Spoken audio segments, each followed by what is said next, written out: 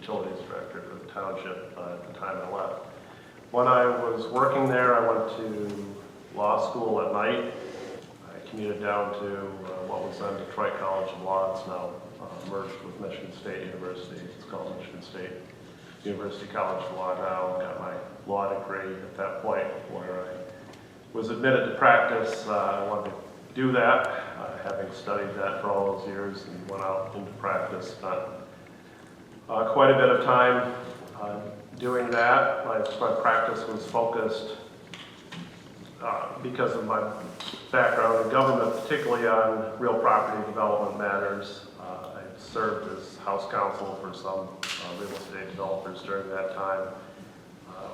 Recession came. I ended up joining a law firm briefly where we did property tax appeal work during the last recession, the one they used to call the Great Recession.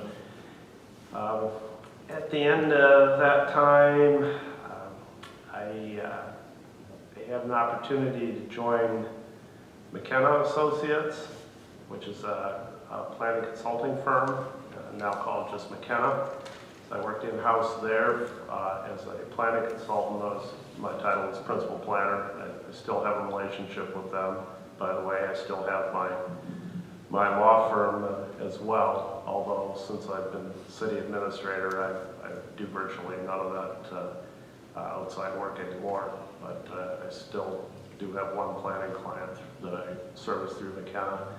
Worked at McKenna as an employee for a few years, left to become a sub-consultant so that I could also do legal practice during that time. That was all good for about 18 months while I had the ability to purchase COBRA coverage, and then when buying health insurance on the open market became a thing, and the bronze plan cost $1,800 a month for my wife and I, it was time to find a job with benefits again. And I was fortunate that the city of Adrian offered me the position of community development director.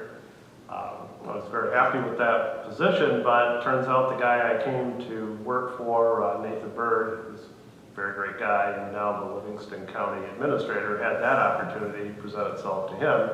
He left after I'd been there for only maybe 6 months, and I was asked to compete to be interim administrator, which I did, and I was selected to be interim city administrator. In Adrian, they call it city administrator, and they call it council city commission.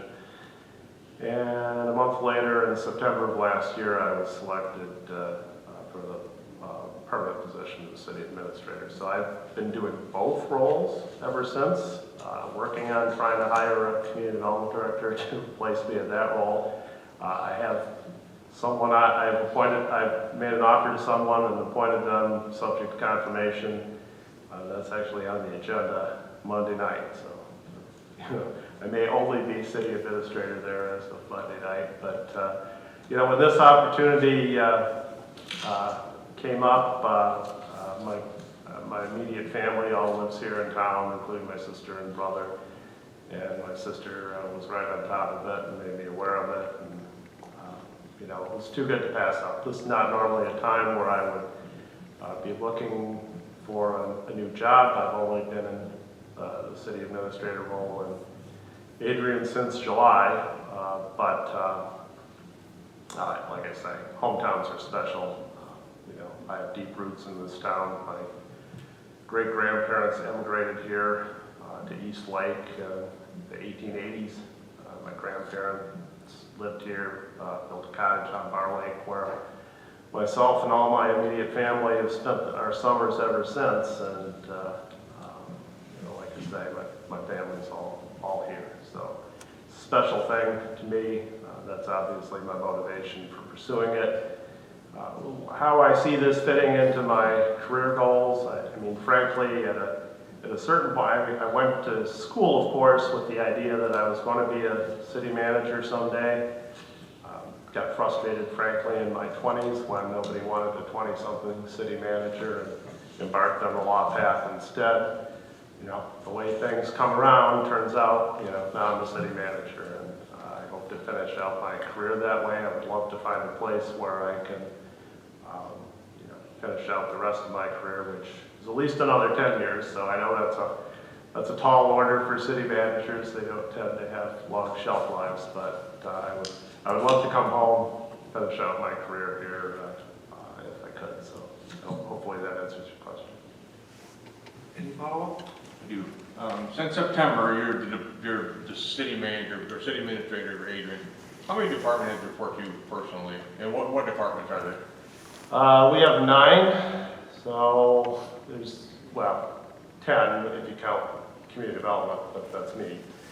So we have human resources, parks and engineering services, utilities, police, fire, I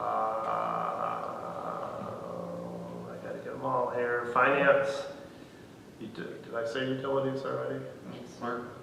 Clerk, yes, and Building inspector or something? no, building is part of community development. I guess that 9 counts community development, I'm saying, so 9. So police and fire, are they both full-time?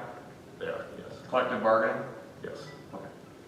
We have about 5 different collective bargaining units with different groups that we have in the city. Thank you, Mayor. Anybody else have any follow-up? I have a question. I was doing some research about Adrian today online, and I noticed an article that caught my attention, of course, that had been published July of 2020. And it said that the Adrian commissioners decided to let the economic director go. And it started me to think about community development versus economic development. Is that all, since they let that person go, their reasoning was, I think this is rather timely to talk about, is they thought they needed a blight officer or an ordinance officer to try to get after the blight problems that were in Adrian. Yeah, so our community development department has historically four functional areas: building or construction inspection, planning and zoning, economic development, and code enforcement. We had one code enforcement officer. The decision the City Commission made back in July of last year was to eliminate the economic development coordinator position in favor of a second code enforcement position, as you say, to address blight issues in the city, which are substantial, and it's a big job.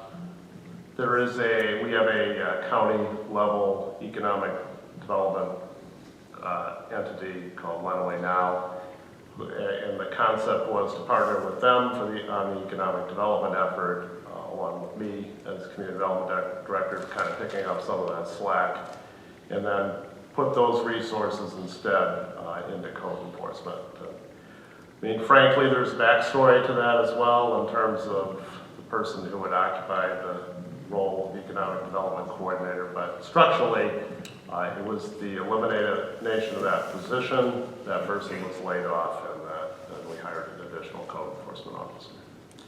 How's that working out? It's been a year, and I know we've had COVID, so I'm just curious. Pretty well. We were fortunate. We found a guy internally. In Adrian, we have a very difficult time hiring. We're geographically isolated, we can't find somebody local. We have a hard time getting people to move close enough. The Ann Arbor area is about an hour commute. I mean, as you see, I live in Ypsilanti. I don't live there during the week. I live in Adrian during the week, but I retained my house in Ypsilanti. And when I was only community development director, I did commute, and it took me 45 minutes each way. So that's about as close as an urban area as you can get to Adrian, which functions as a micropolitan for the immediate region, and particularly Lenawee County. So we found a really good guy internally, and it's exceeded all our expectations in terms of production. Having more, we do a rental property inspection program that puts our eyes on each rental property once every 3 years, and because of the demands on the prior code enforcement officer's time, I don't want to say he did a cursory job, but he couldn't do the in-depth effort that we would really want to have done with those rental properties. And so with our new guy focused almost solely on rental housing inspections. We've been able to put a lot more time into each property and get some more extensive repair lists, punch lists coming out of those inspections. Well, thank you for that. I appreciate that. Sure. Interesting because we're going through some of the same, you know, analysis, trying to figure out what to do with blight and things like that. So, thanks. Any other follow-up? Hearing none? From your resume, it appears you have a career filled with accomplishments. Briefly tell us about two of which you are the proudest. It's a kind of a weird story that I always cite in response to this question. One of them, when I was working at Pittsfield, we had a very, very rundown, I guess you'd call it manufactured housing community these days. We call it mobile home park. And we had a developer come in and convince the township board that if they would rezone additional land for more mobile home park, that he would relocate the existing homes to that new park and then upgrade and repair the infrastructure in the old part of the park. And pretty shortly after the land was rezoned and developed, we discovered in the community development department that he was pulling building permits to put new homes in the new part of the park. So I stopped issuing those permits, which was an iffy venture because the state heavily regulates that activity. But we held the line on it, and we would not issue any building permits for the new part of the park until we came to some understanding as to what was going to happen with the redevelopment of the existing part of the park. And it was really, really a nasty area. I mean, the roads were unpaved, they were uneven, you know, homes didn't sit in any kind of regular order. We had a meeting in our conference room there, and they brought the guy, his name was Lawrence Turner. He was the top mobile home attorney in the state of Michigan at that time. I think he was with Miller Canfield, in against me and our township attorney, and we just held the line. And the result of that meeting was that I stayed in the room. I got an onion skin, and I'm not much of a designer. You know, some planners are designers. I'm not a designer, but I got an onion skin out, and I put it on top of a survey of the existing park, and I drew a plan of the redevelopment of that park, which became the attachment to a consent judgment that we entered into with them, and lo and behold, the park got redeveloped just according to that plan. And it was such a better place for those few people to live. You know, it seems like I say it's kind of a weird thing to point to as one of your proudest accomplishments, but it really was, because it changed those people's lives. Other than that, you know, this never came to anything, but it was kind of it's sort of the apex of my legal career in a way. I had a client who, on very short notice, wanted to appeal his case to the United States Supreme Court. And I was not admitted to practice before the United States Supreme Court at that time. And if you want to become admitted to practice to the U.S. Supreme Court, you have to be sponsored by two people who are admitted to practice. So I managed over the course of about a week to find those sponsors, to get myself admitted, to figure out how to write a petition for writ of certiorari and file that with the U.S. Supreme Court. Now, it was summarily dismissed, but the client was happy because that's what he wanted, was to have, to make a point about taking his case as far as he could take it.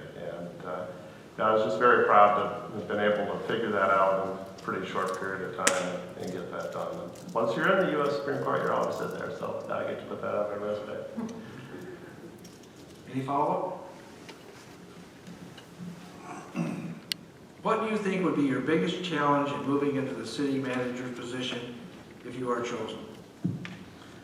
The challenge is always learning a new place. Now, I hope I would have a little bit of a leg up on that, and that I know this place pretty well. I mean, less so your day-to-day activities these days, but I have a deep knowledge of the community. And, and I find, and I've done this not just, most recently in Adrian, where I had to step in pretty short notice after our administrator left, but in my planning practice when I was with McKenna, a thing that we would do is we would send people in, namely me, to communities that had lost a staff person such as a planning director, and you would go in and fill that role for a period of time while they looked for a permanent replacement. So I went into West Bloomfield Township, and I was the interim planning director there. I went into the city of Westland, I was the interim planning director there, both for 6-month stints. And like I say, the challenge is getting in there, being a quick study,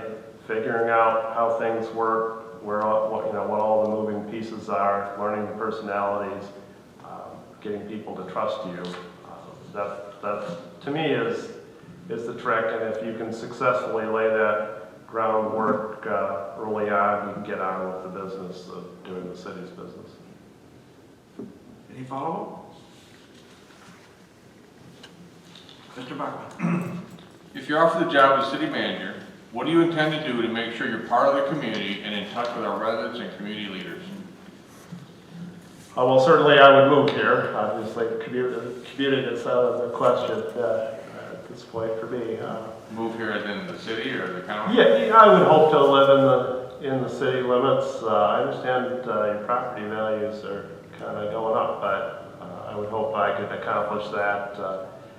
Like I say, my family all lives in or near the cities, and I'm a person who likes to, it's funny because my parents have passed now, but they lived at 701 Pine Street, and that's where I wasn't born in the house, but from the day I was born where I lived until I moved away for college. And when I lived there as a kid, I would never have thought to walk downtown, but now, having been in urban areas and such, while my folks were still alive, my wife would come up, I would come up and stay there.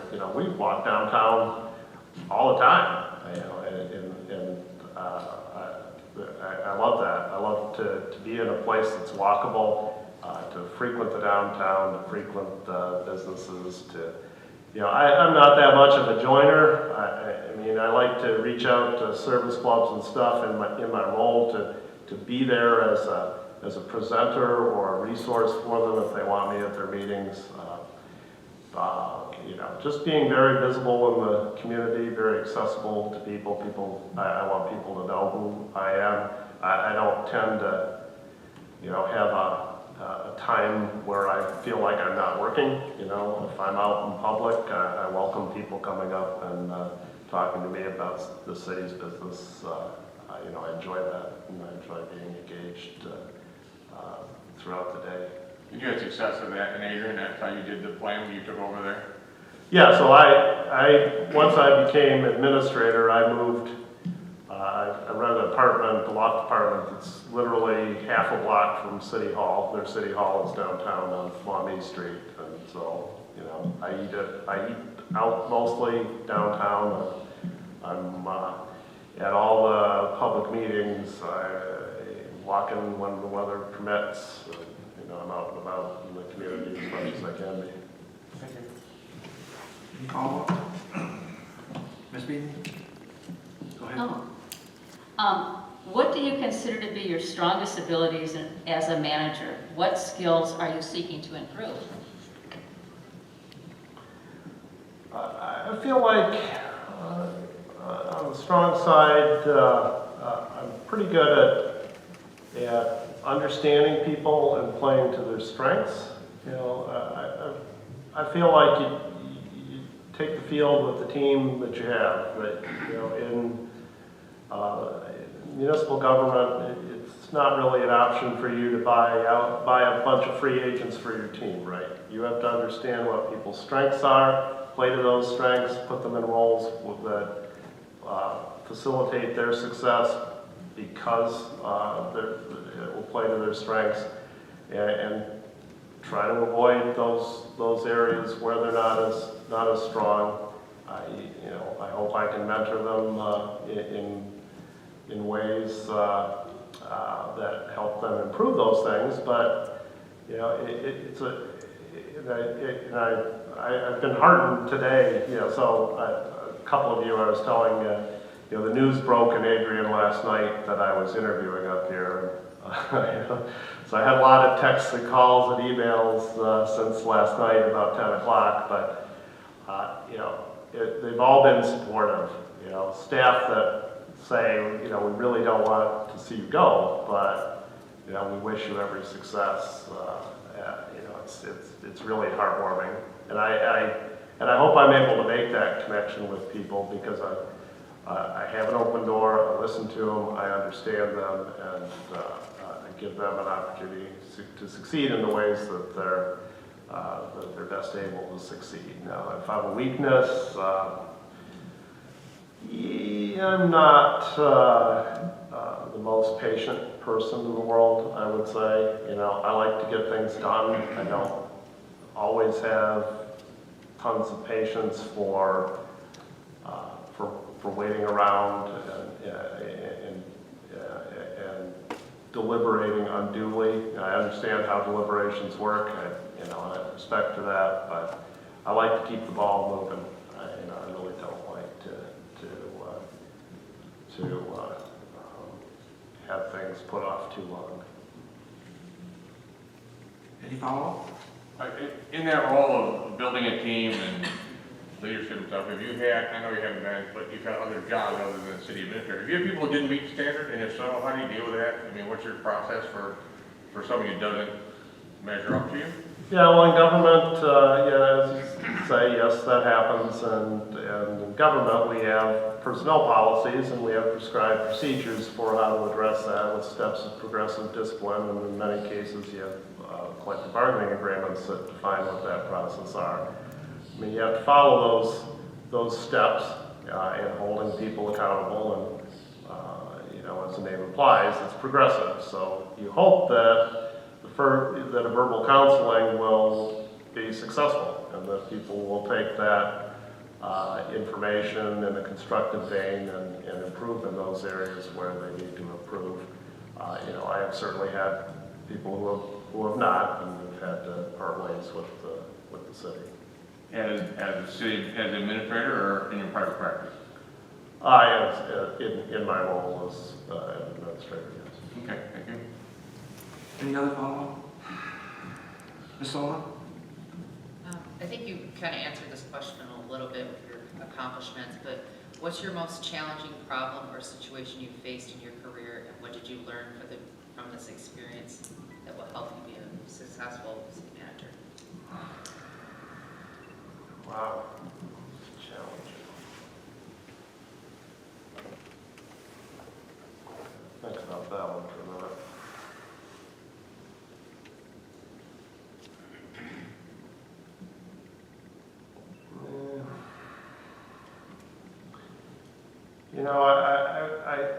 I think of a situation that we have that's ongoing, and I don't want to say too much specifically about it, but it's a situation where certain folks just aren't getting along, and they're both productive members of the team, but they don't work productively together. And the challenge is getting them back on the same page. And the way I've tried to achieve it, and it's frankly still a work in progress, but is just to force that communication, to put them in the same room, put them on the same Zoom meeting, put them in on the same team, and you're there to mediate, you're there to keep things moving in a constructive direction, but it's a situation where it would not be fair to either of them to cut either one loose, right? Their individual strengths are good. If the problem is between the two of them, I think going back to what I said before, that is a situation that, in my experience, requires patience. You really gotta give that some time and try to let those things work themselves out. At the end of the day, sometimes restructuring is the response to that if it really isn't going to work. I'm not one who believes in throwing away people who are productive members of the team. Say that one more time. I say I'm not a person who believes in throwing away folks who are productive members of the team. Okay. Sometimes it's better to restructure and let them find a role where the conflict doesn't exist. Any other follow-up? Greg, have you ever been involved in contracts like with the police or the fire or DPW or anything like that? Yeah, I mean, in Adrian, I'm involved at a higher level. I don't usually sit at the table. The way we do it is we have the HR director and the department head most immediately responsible for them sit at the table, and then they kind of, when the negotiations reach a relevant point and we have deal points, then they'll shuttle in and out to me, and we'll resolve what the issues are that are the sticking points, and I'll intercede at that point. Early on in my career, I was on the management team that bargained for the first AFSCME contract that Pittsfield ever had, so I was involved in all those negotiations. I mean, just generally, I'm a lawyer. I was practicing lawyer for many years and pretty good at negotiating. So, I'm able to bring out that skill set when it's needed. Any other follow-up? What would your top priorities to accomplish in your first 3 months on the job? Well, again, number one is learning the place, learning the staff, getting to talk to each and every one of them and understand their perspective, their role, what they do with the city, diving into the budget, understanding how it's structured and what its components are, and then getting out and physically seeing all the infrastructure of the city, and visiting each of the departments if there are departments that are not centralized in City Hall, making sure that I meet each and every one of the staff people who work for the city. I think that's three. Any follow-up? Who would be the first person you'd meet with? Well, you, sir, the man. Well, I would take that back. I hope that I'll be fortunate enough that your outgoing city manager will still be here at that point, and I'll get a chance to talk to him and pick his brain and learn from him before he leaves. Thank you. Any other follow-up? Mr. Szymanski. So from what you've learned about us so far, what do you think are two biggest challenges that we'll be facing in the near future, in the next few years? And any preliminary thoughts on how you'd address them? I think that from what I know of the city, and I haven't engaged in a detailed study of it or anything, what I know is from my family and from my visits, but I feel like you're getting pressure in some areas from those who are interested in property here, and that I would speculate that leads to a pressure to change in ways that may be inconsistent with the character of the city historically and the things that have made it the place I remember and generally that contribute to its charm. And so, it's a matter of balancing those things. You want to attract investment, of course, but you want that investment to be in scale and consistent with the character of the community. And So I suspect that's a challenge. One of your council people mentioned blight, and that can be a real hurdle to get over, and it requires not one, and there's no one size that fits all as it relates to addressing blight remediation. I mean, you have to have consistent code enforcement, you have to have resources associated with that, but you also sometimes have to have, depending, so for example, I'll give you the situation that we face in Adrian and how we're trying to balance and differentiate. So we have a vast number of not very nice rental properties, and I kind of told you a little bit about how we're approaching those with the rental housing inspection program and getting eyes on them and writing up punch lists that will keep them from being below standard. But there are many other properties that are also substantially blighted that are owner-occupied, and the same approach can't work with an owner-occupied property. That person's not in business, they're not collecting rent. You have to have another approach for those properties. And in Adrian, we're fortunate that we're pretty well off fiscally. We've had a really good year this year with some property sales and things. And what we're hoping to do there is set up a little bit of a revolving loan fund where we can do micro loans for things like scraping paints or re-roofs or other repairs that are needed on owner-occupied properties where the homeowner would be financially challenged and would qualify for those sorts of things. I mean, that's just an example, but I have the sense that you do struggle with blight here as well, and you can't let that get out of control. It's kind of like the broken windows theory in policing, right? If things look bad, people start acting bad, and you have to nip that in the bud, in my experience. Any follow-up? Sure. How do you fund and manage that micro loan program for blight? Well, in our case, I sold $1.8 million in property this year, so I've got a big pot of money to spend on that. Not knowing your finances all that well, I'd have to dig into it here to figure out. Basically, the city is funding it and loaning money to residents, and then That's our plan. Now, CDBG funds are sometimes used in that fashion. I've done work in other communities where that's what we did. We took CDBG funds, and so you'll have an applicant who qualifies for the assistance, say it's a re-roof, and then you'll contract.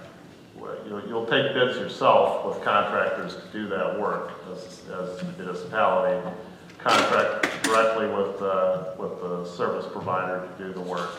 And you go ahead and you pay them, and the homeowner signs a note and a mortgage, and so that's security for repayment of the micro loan. And we hope that it comes back to you. The goal with and the trick with those kinds of programs are to get the funds to revolve so that they don't get depleted. And so you have to have them deployed for a short enough period of time and with sufficient security so that they come back to you and are there for the next person when that's done. it's always a loan, never a grant. Well, I mean, if you turn it into a grant, then unless you've got a fund that's throwing off a bunch of interest, and you can spend the interest. But in your case, it's always a loan. We haven't started it yet, but that is the plan, is that they would be loans only, yes. Thank you. I'm sorry, at the beginning of that, what did you say that you sold and how much? Real estate. We had a farm property that had been purchased in 2003 as intended to be an industrial park someday. It never was developed. We sold it to a developer who will develop it, but without having to spend anything on the infrastructure. I think we made on the sale about $600,000, just but, you know, the goal is to get it in private hands and get it developed so that you build the tax base up. But we converted an unproductive asset into $1.8 million through the sale. Thank you. Any other follow-up? Mr. Kowalski? How would you keep employees informed and working together? If friction arises between employees, what actions would you take to improve the environment? Yeah, I kind of got at that last part a little bit in my prior response. My approach is to have an open door as administrator, manager. I love it when, and this happens frequently in my role now, when I have people from various departments all in my office at the same time. We just have collaborative discussions. They come out of, in part out of the planning world, and collaboration is key. And and I think when you do that, and you're open, and those open discussions are occurring, and lines of communication seem to be open to you, that you develop a team atmosphere, and that team atmosphere helps everybody feel like they're playing on the same team. Now, as I mentioned earlier, sometimes teammates don't get along, and you have to try to address those things again in a forthright way, with those people airing their differences, and you in the room with them. And if that doesn't work, like I say, I very much prefer not to throw people away. I very much prefer to move them around, move the pieces around if necessary to resolve those sorts of conflicts. Any follow-up? Mark Patio? How would you keep city council members informed and updated? How would you determine what information should be communicated to them?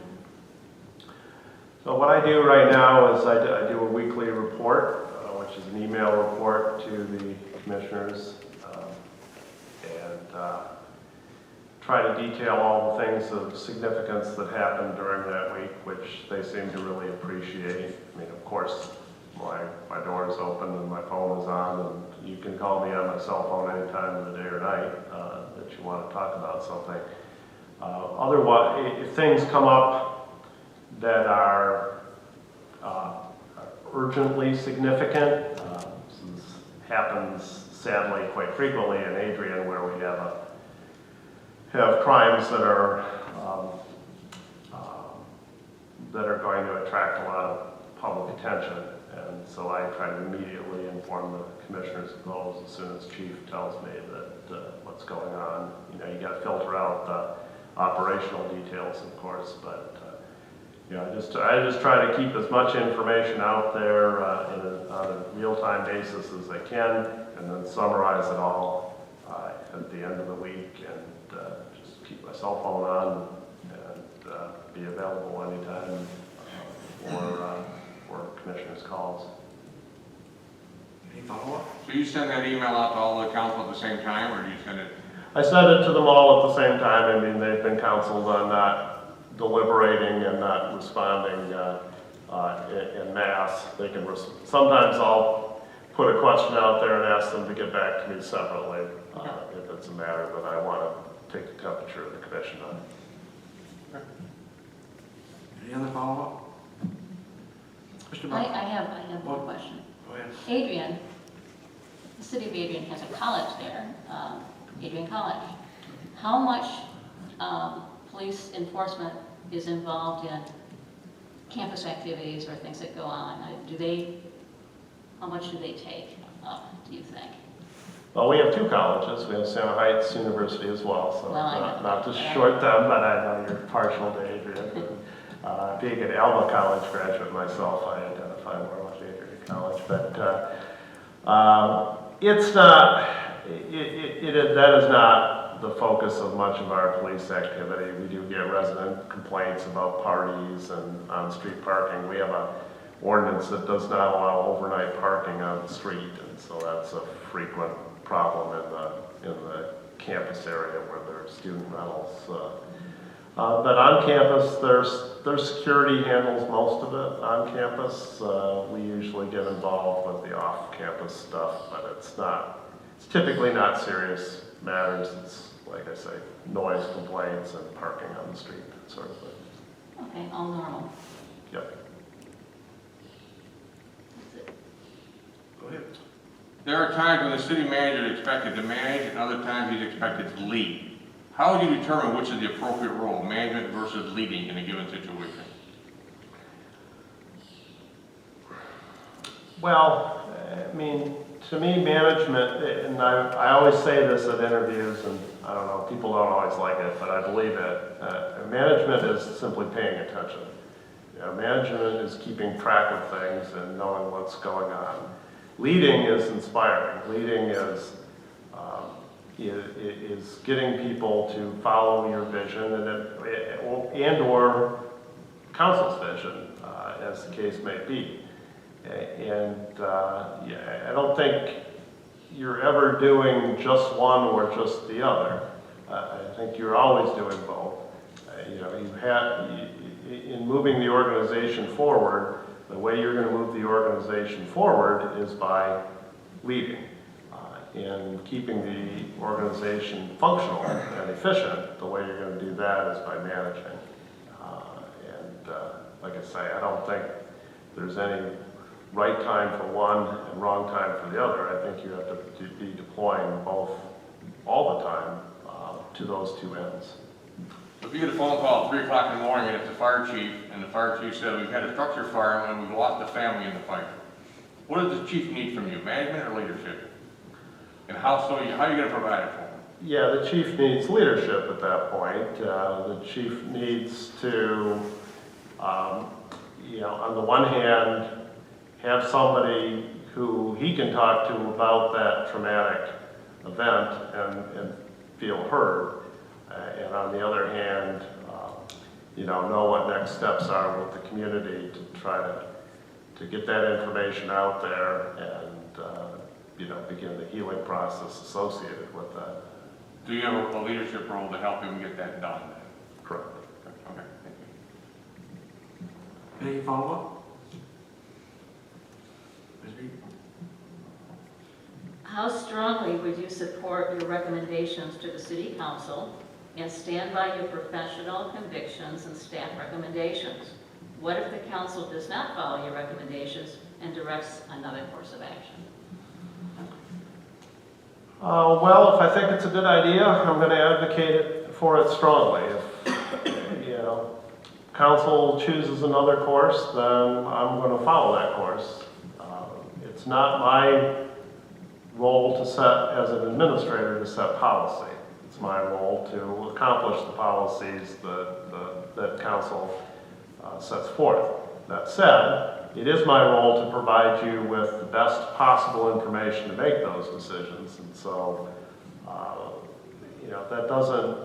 it shouldn't really amount to advocacy for a particular position, but it should certainly amount to giving you, my honest opinion of what the best course of action is. Thank you. Any follow-up? Ms. Sullivan? How do you measure success as a city manager? If the employees are happy, the city is fiscally sound, and we're accomplishing council's goals. That's my definition of success. When employees happy, you're going to be tough some days. I understand. Any follow-up questions? Describe your experience in managing municipal finance. What have you found to be the most important step in a successful budgeting process? So our budget in Adrian is, the overall budget's $35 million. The general fund piece of that is $13 million. We just approved my budget, which was the first one I presented for them last meeting. And the most important part of that process is Listening to is the development process, which the way I did it is every department head brings their requests in.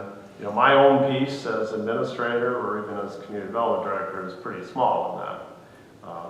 Each of those department heads bring their piece in to me, and they justify that.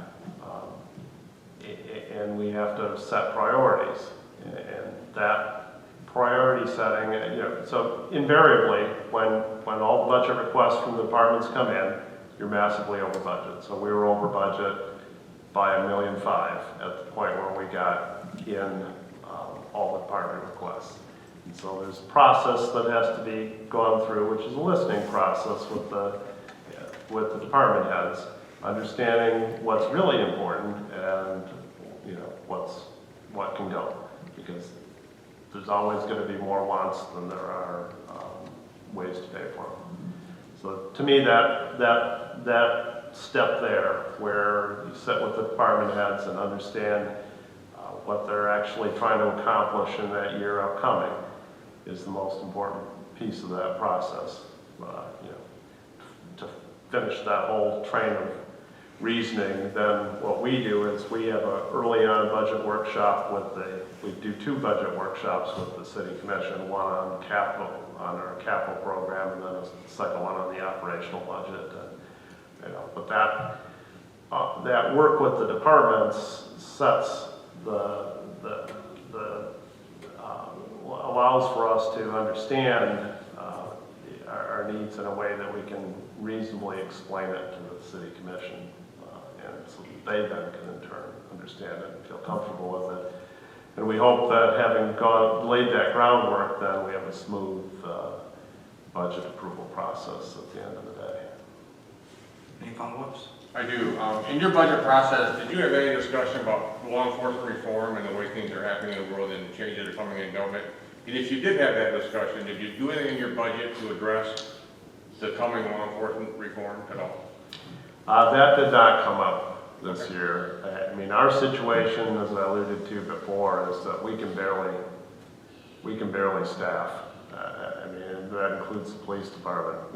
The only way we can hire police officers right now is to sponsor them through the academy, and we're below our preferred staffing level. What is your authorized staffing level?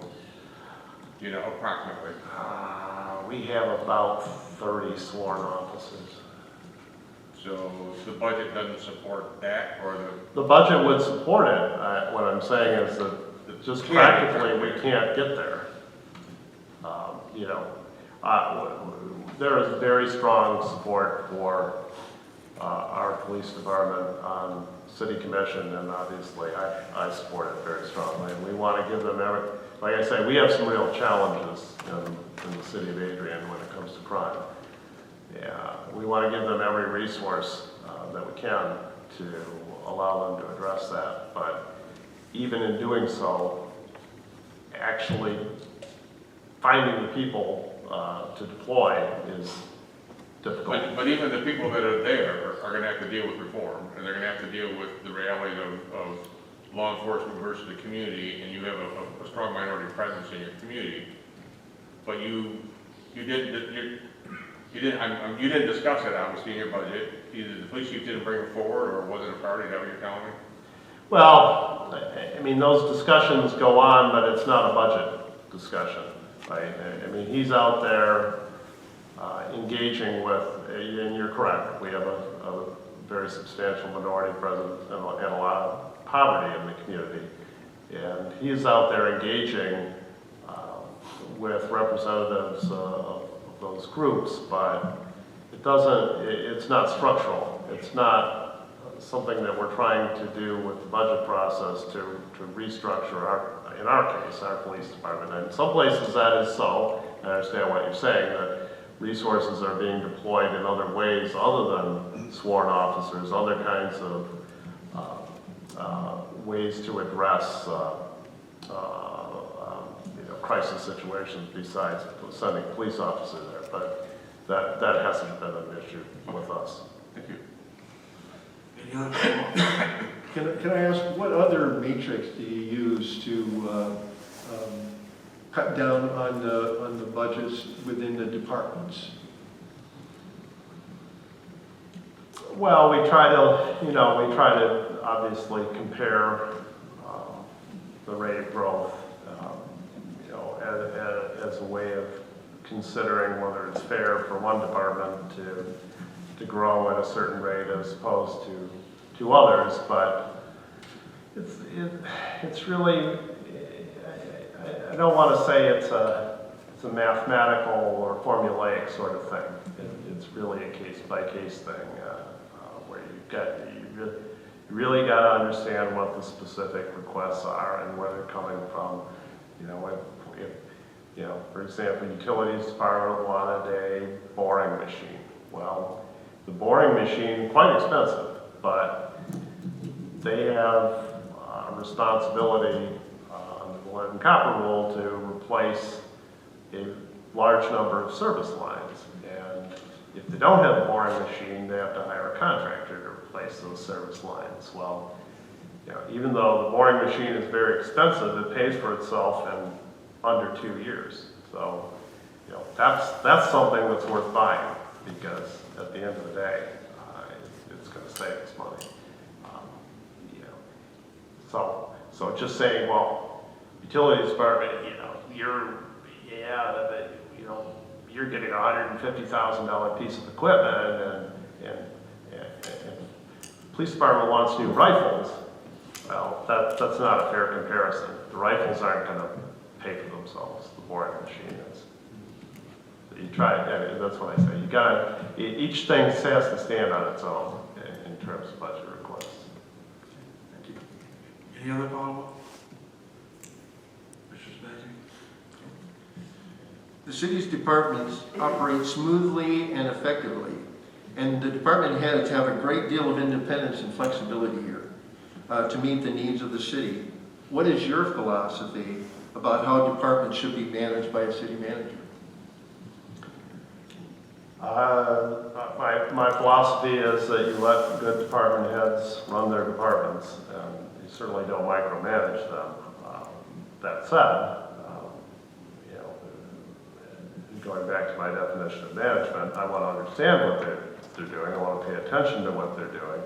I want to be available to support them when they feel like they need things, and be their advocate at City Council to get the things that they need if they convince me that is so. And I want it to be the buffer between them and the political world. I mean, in my situation, that's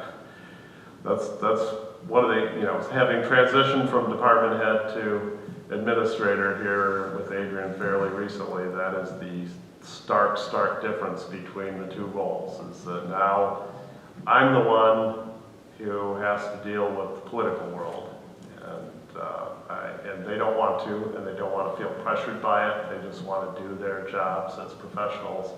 It's my job as administrator to make sure they can. Any follow-up? Mr. Kowalski? I think you might have answered some of this, but what has been your experience, positive or negative, of stricter code enforcement and blight control measures in maintaining attractive neighborhoods and business districts? How would you react to a business or citizen who claims they are being picked on? Yeah, I mean, I obviously believe in strong code enforcement, and for the reasons that I've said before, I think it can really drag down a community on many levels if blighted properties are allowed to perpetuate or multiply. You get that, I mean, obviously you get that criticism, but the way to address the criticism of being picked on is to not pick on any one person, to have a comprehensive approach, to have a strategy that is not necessarily complaint-based, but is, it might be a zone strategy, it might be a rating system, but you have to have a metric that allows you to apply your code enforcement approach even-handedly across the board. And And I think it's best to avoid a complaint-based approach for that reason, because it leads to just what you say, people feeling like, well, you know, it's just, you know, you're picking on me because my neighbor doesn't like me. You know, that can't be the approach. Rental housing inspection, that's very easy to justify. You have a cycle, you're in your cycle. When it's your turn, you get inspected, and we look at it top to bottom. Other kinds of issues, like I say, a zoned approach or a system where you have days that you look for weed violations and days that you look for trash violations. Those kind of regular comprehensive approaches avoid that allegation that people are being singled out. Any follow-up? An important role of the city manager is to work with the city council to develop long-term goals and strategy plans to move the city forward. What experience can you draw on, and what suggestions would you have to facilitate this process in the city? Well, I'm a planner, so I guess I've got some experience with that.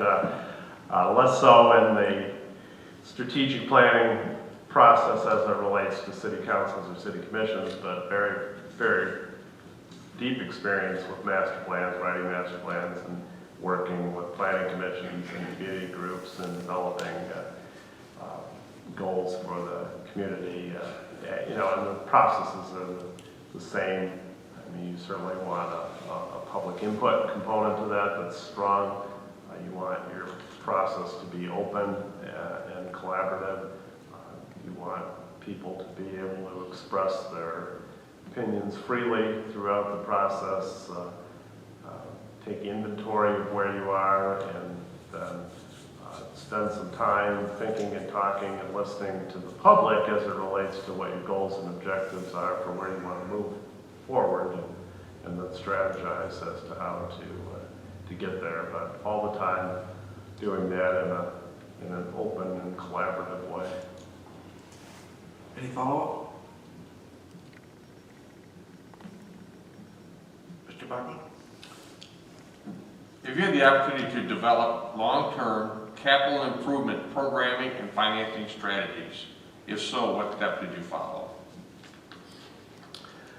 Yes, so going back to when I was at Pittsfield, they did not have a capital improvement plan for their utilities department. When I became the utilities director, and I developed their first one that they'd ever had.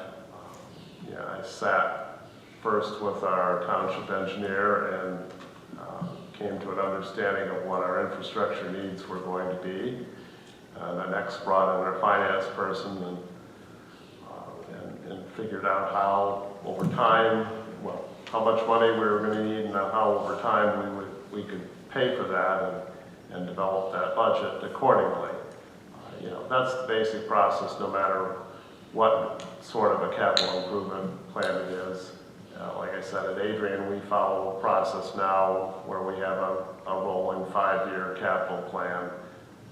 We do a workshop with the city commission on what the priorities for that plan are. Things are included or not included based on presentations that department heads make to the city commission. They have the chance to sell their items. They get incorporated. Then each year we strategize as to how to fund those items. Some years we don't. So last year with the pandemic, we took a very conservative approach and did not fund any capital programs last year. This year, for the reasons that I stated, financially we're very strong. Things did not pan out like we thought they were going to be, and we've restored those capital items this year. Thank you. Any follow-up? Ms. Dean? What experiences have you had in securing and administering grant funds? And looking at the state and federal landscape going forward, what projects and external funding stream would you suggest pursuing here in Manistee? We've done some smaller scale things in Adrian. We have a rental rehab program that we have going on, which is MEDC funds. It's very significant for our downtown in that it, as the name would imply, adds rental property, loft units to the downtown and therefore residents to the downtown. So we're very strong on that. We were able to successfully write a grant for the Match on Main program last year during the pandemic. Honestly, I'm not an economic developer as such. That's not my background in planning. I'm familiar with the programs. I am aware of what the opportunities are out there. As a lawyer, I can certainly figure them out, and I can determine what's needed to apply for them. It's hard for me to say what programs would be most beneficial for Manistee. That would be part of my learning process if I were fortunate enough to come back here. But there are a number of tools that work very well in redevelopment settings. Some of them don't work together.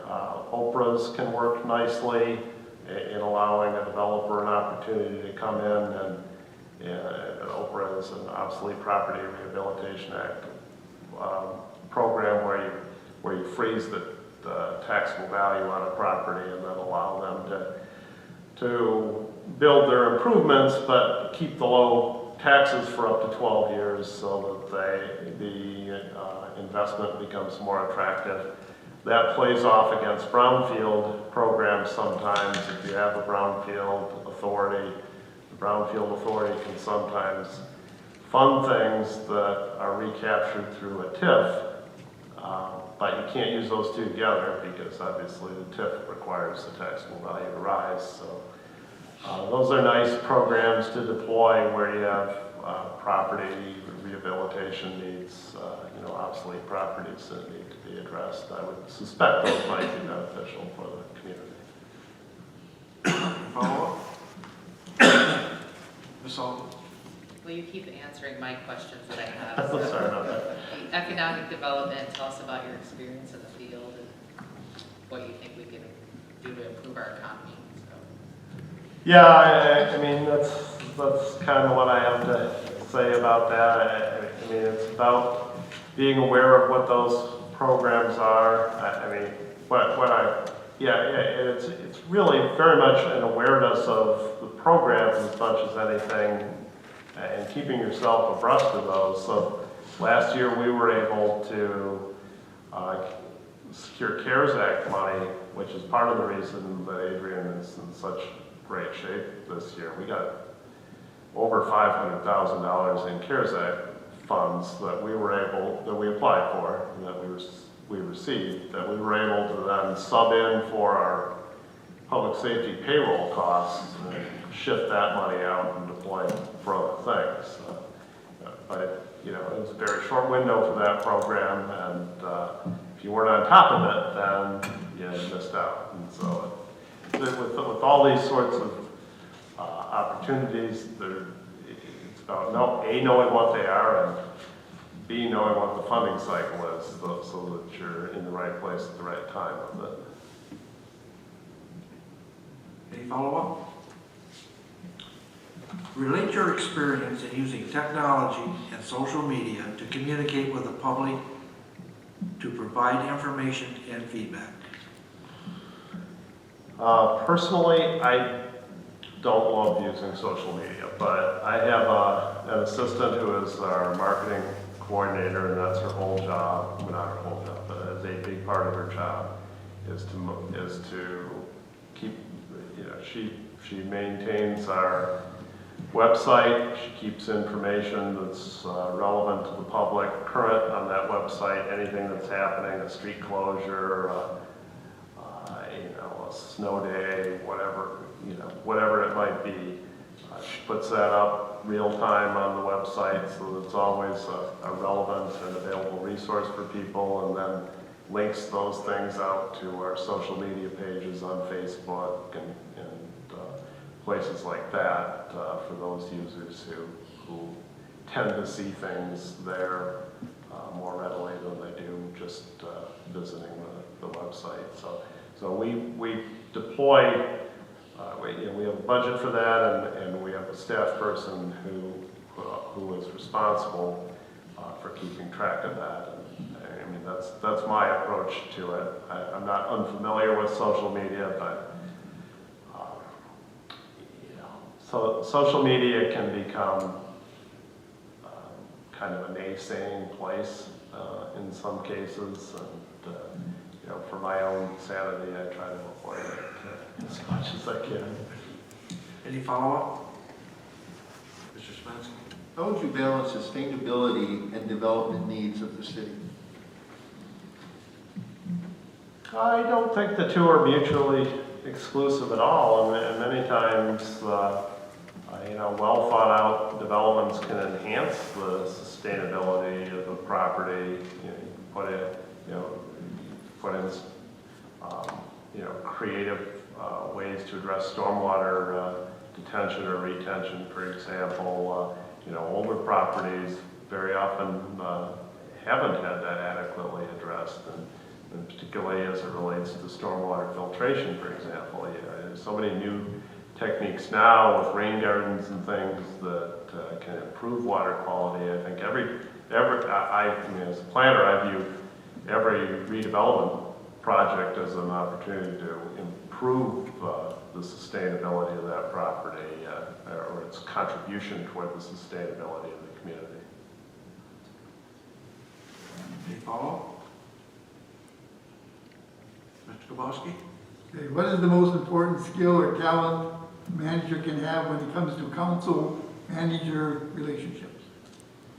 Well, clearly being an effective communicator, both in terms of expressing your ideas clearly for council, but also keeping your ears open when council members are speaking and understanding what they're trying to tell you in terms of their policy preferences and positions. I do. Kind of wrapping a couple things together here. In terms of skills, earlier you said you lack patience or you need to improve on your patience level. So I'm curious, I'm not sure what it looks like when you're impatient, but how does impatience manifest itself in your working relationship with employees? How do you express it? And some people yell, some people throw stuff, and then when you are impatient and you recognize that, how do you de-stress? What do you do to bring that back down so you can bring yourself back into a spot where you can be effective again? I wouldn't say I stress over patience, but I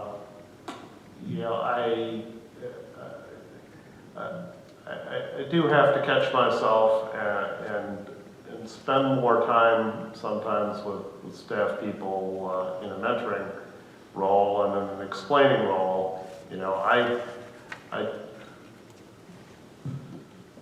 have experienced a lot of things in government over my number of years, and so many things come naturally to me or seem obvious to me, and I have to check myself and be more of a teacher and less of a taskmaster in those occasions, I would say. So how do you relax? How do I relax? In general, or? I mean, what do you do? What do you? I love to walk. I love to get outside. I like a beer now and then. We're gonna try and make beer and walking kind of work together here, man. Well, so I try to. It's coming our way. Ideally, I walk to the brew club. That's the way to join those two up. But exercise is great, of course. And, I'm an outdoorsy kind of person in general. But I wouldn't say I'm a person who stresses over work particularly. I'm not a person who wants to take a vacation and turn my cell phone off, right? I much prefer being in touch, knowing what's going on. The opposite stresses me, not being out of communication kind of, I don't want to say a pyramid, but, you know, that is less pleasant for me than being on top of things, but, you know, maybe being in a different setting where, you know, I'm not in the office, I'm out of the office. And Well, that was helpful. Thank you. Any other follow-up? In a city with lean staffing that serves a demanding population, how do you plan to accomplish getting tasks completed and managing limited resources? Well, clearly one has to prioritize. That's not unlike our situation in Adrian. You know, back again at the last Great Recession, they cut things to the bare bones, and we still suffer from that. We don't have any cross-training. You know, we're not deep at any position. One person goes out, and you know, we have a very difficult time covering that. You know, ideally, you do want to have every position cross-trained if you can, so that you don't have those gaps in service when you are a lean organization. But otherwise, all you can do in that scenario is prioritize and deal with the most pressing matters first. Try to make sure people are working efficiently in their roles and not spinning their wheels, not accomplishing things on a day-to-day basis. Any follow-up? Well, now it's your turn. Okay. You can ask us questions, and you may have an opportunity to make some final comments if you choose. The floor is yours. So what is this your only round of interviews? What's your process going forward? When do you hope to have the position filled? Those sorts of things. Well, tonight we'll be discussing at the end of, we have one more interview we'll be discussing at the end tonight. Taking a look at all the applicants and see if we can make a decision or not. We don't have another round scheduled at this point. Anybody else want to add? I'm going to say you know, as soon as possible, because we would and value the opportunity for overlap. And obviously, whoever we hire needs to be, you know, providing the appropriate amount of time to allow a replacement for that person as well. So with those things in mind, we want to move as quickly as we can to make our decision. So most city managers, city administrators have a 60-day notice clause in their contracts. Mine certainly does. Is that consistent with your expectations for somebody coming into the role, and does that allow for the overlap you're hoping for? Yeah. Yeah, Is it? Close. Second. Mr. Taylor, where are you? It's right there. Is that time schedule right? It would, no, it wouldn't, not with 60 days notice. Yeah, I mean, you know, I wouldn't be here for the overlap. Well, I would say I have a lot of vacation time too, so if I would certainly, you know, if I were lucky enough to be selected, want to try to get up here and learn from Mr. Taylor while he's here, and I would take time to do that, even if I couldn't actually start the role by that time. Anything else? You know, I guess what are you really hoping to find in the manager that you select? Pretty much what you saw on the qualifications. We did talk about what we are looking for in a city manager, and that's how the criteria was sent out for you to look at. I think at the same time, we're looking for a good fit, a person that would fit and understands how our government works, understands we're a strong mayor, or a strong manager, weak mayor form of government, but a person who can connect and build trust. Interpersonal skills. We have a community that's really active in the community. Many people can deal with community, with citizens.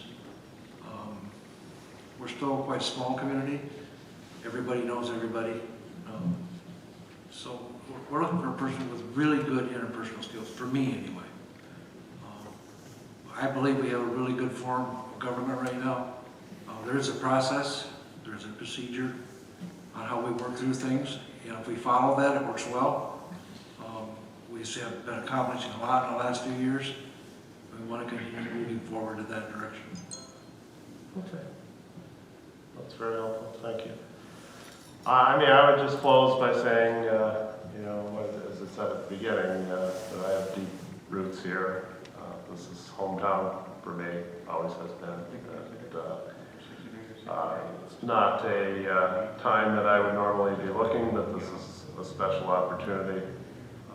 And I would love to be able to come back here and join up with family and, you know, return to my roots, if you will.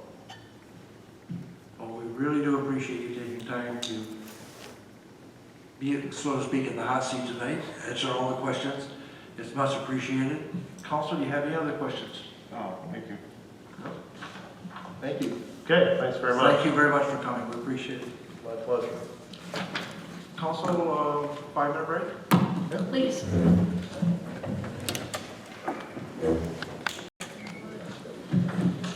We're back. Mr. Gamble. Good evening, Mayor. Good evening. Welcome. We have 20+ questions to ask you tonight.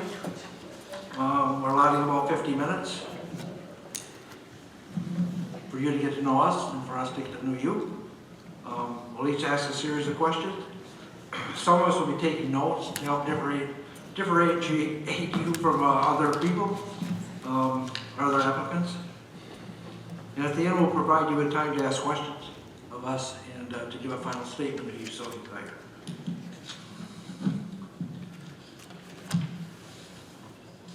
Again, welcome, Mr. Campbell. We are pleased to learn your interest in the city manager's position.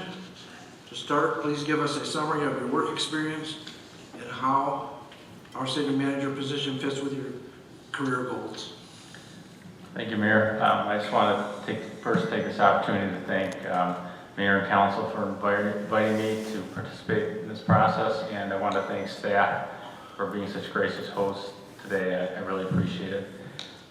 As far as my work experience, the last 5.5 years I've worked as the Assistant City Manager at the City of St. Clair Shores. During that time I worked on the budgets, union negotiations, also did a $5.7 million TELP loan to improve the buildings there. I started off working at the City of Warren in local government. I worked there 5.5 years as well, and I kind of was the neighborhood services coordinator, the grants coordinator there. Kind of my first big project there was the energy efficiency block grant. I was given that task, and we did about 5 projects with that, with 1.3 million, and that was kind of a good learning experience for me. And then I kind of went on and worked on other grants and committee work, events. So I think a lot of it, I've done a lot of project work with grants and working with committees, community involvement. So I think that works into a lot of the things I think I could help with here in Manistee. I've also worked on the 8th Amendment to the TIFA plan in St. Clair Shores, where we're revitalizing the nautical mile through developing a pier and we made a beach house. So I think a lot of that plan work and then implementing the plan work is relevant to this job. Thank you. From your resume, it appears you have a career filled with accomplishments. Briefly tell us how, or tell us about 2 which you are the most proudest. The 2 I would say I'm the most proud of is, I think, in general, the renovating the city-owned buildings at both Warren and St. Clair Shores, just because at my time in city government, it seems like there was a lot of neglect and there needed to be some upgrades and security and otherwise. So I think that left a lot of cost savings. The other project I would mention is I went over to St. Clair Shores. They've been working on trying to get a skate park for many years, and they did community fundraising to get the match money. And I think it had been 3 years, and they hadn't received a grant since the 1990s from the MDNR, and I was able to get the grant for the skate park, and it was actually a project of one of the council members that kind of suddenly passed away, so it was really nice to be able to have a plaque there for that and be able to bring that to the community, and we were able to get 3 of these grants in the last 5 years, so I'm very proud of that accomplishment. Any follow-up? Can we jump back to question 1 You bet. for follow-up, please? Sure. In your current role, you're an assistant, right? Correct. Do you have any direct report to you, or they report to the city manager? How does that fit? And if so, what department report to you? So I will say in the org chart, it does say the city manager, then me, then department heads, but I wouldn't say the department heads directly report to me, and because I wouldn't do anything discipline-wise without including the city manager, but when we don't have a department head for some departments, such as building maintenance, I have weekly meetings with them. There's 2 members of that department. I have a work order management system that I review each of their, requests they receive that week, and we go over that. We also don't have an IT director right now, so kind of help manage that workflow. And then when we didn't have a Parks and Rec director, I was the interim Parks and Rec director. So Would you describe yourself maybe as a gatekeeper to the city manager then? So does the DPW, police and fire come to you to get to the city manager? I would say that the city manager and I both work out I would say that I help him, assist him with things he's trying to accomplish, and I also can absorb some of those requests that department heads need, so I would say it's kind of a situation where I assist with a lot of things. It is called the assistant city manager, but I help him wherever he needs to be helped, and really that's my job. If he needs me to step into a certain role, if he needs me to take on a project, if he needs me to, just whatever's needed. How do they treat you? Do they treat you with respect of your office, or do they treat you like you're an assistant? I would say department heads, I feel like there's kind of a peer relationship, and it's a supportive relationship both ways, and we work together to accomplish goals. Okay, thank you. Thank you. Any other follow-up? What do you think would be your biggest challenge in moving into the city manager position if you are chosen? I think the biggest challenge, meeting with the city manager today, I think he's developed a great rapport with the staff. I think there's some big shoes to fill in terms of making sure, figure out the processes, listen, get to know the staff, and develop those relationships. I think, and developing a relationship with council that council's comfortable with, the level of communication. Also, I think there's a lot of development projects, and I'm looking forward to taking on that challenge. So in my current city, there's it's all developed. And I would say that, so this role of kind of having new development come in, that's something I'm looking forward to, that challenge. What development specifically are you referring to? Well, the gateway development, but also just kind of the new housing development, or just whatever growth the city would like to do, as the council deems to be the responsible growth that they'd like. Any other follow-up? Mr. Bachman? If we offer the position of city manager, what do you intend to do to be sure you're part of the community and in touch with our residents and leadership? I think it's important in a role such as this to attend committee meetings, also attend events. In my past, both in Warren and St. Clair Shores, I've been members of various committees such as Senior Healthcare Advisory Committee, the Cool City Committee. I've worked with the Waterfront Environmental Committee, and I attend their events. And so I think it's important to be seen, and to also be a conduit for when there's there's issues in the community, to be able to see them firsthand, to get that information from residents and committee members at events and committee meetings. So service clubs, are you a member of any service clubs? I was a member, Toastmasters, I guess that would not be a service club. Don't say JC's, you'd be like 25. I would say I am not a member of a service club right now, but I would say that my current role keeps me very busy, but that is something I'm interested, I do like service clubs, so. How do you see residency for you? I mean, you a commuter or a resident, how do you see that fitting into your lifestyle as city manager? I think it's important to live in the city as a city manager. Okay. Thank you, Mayor. Any other follow-up? You're up, Ms. Meaton.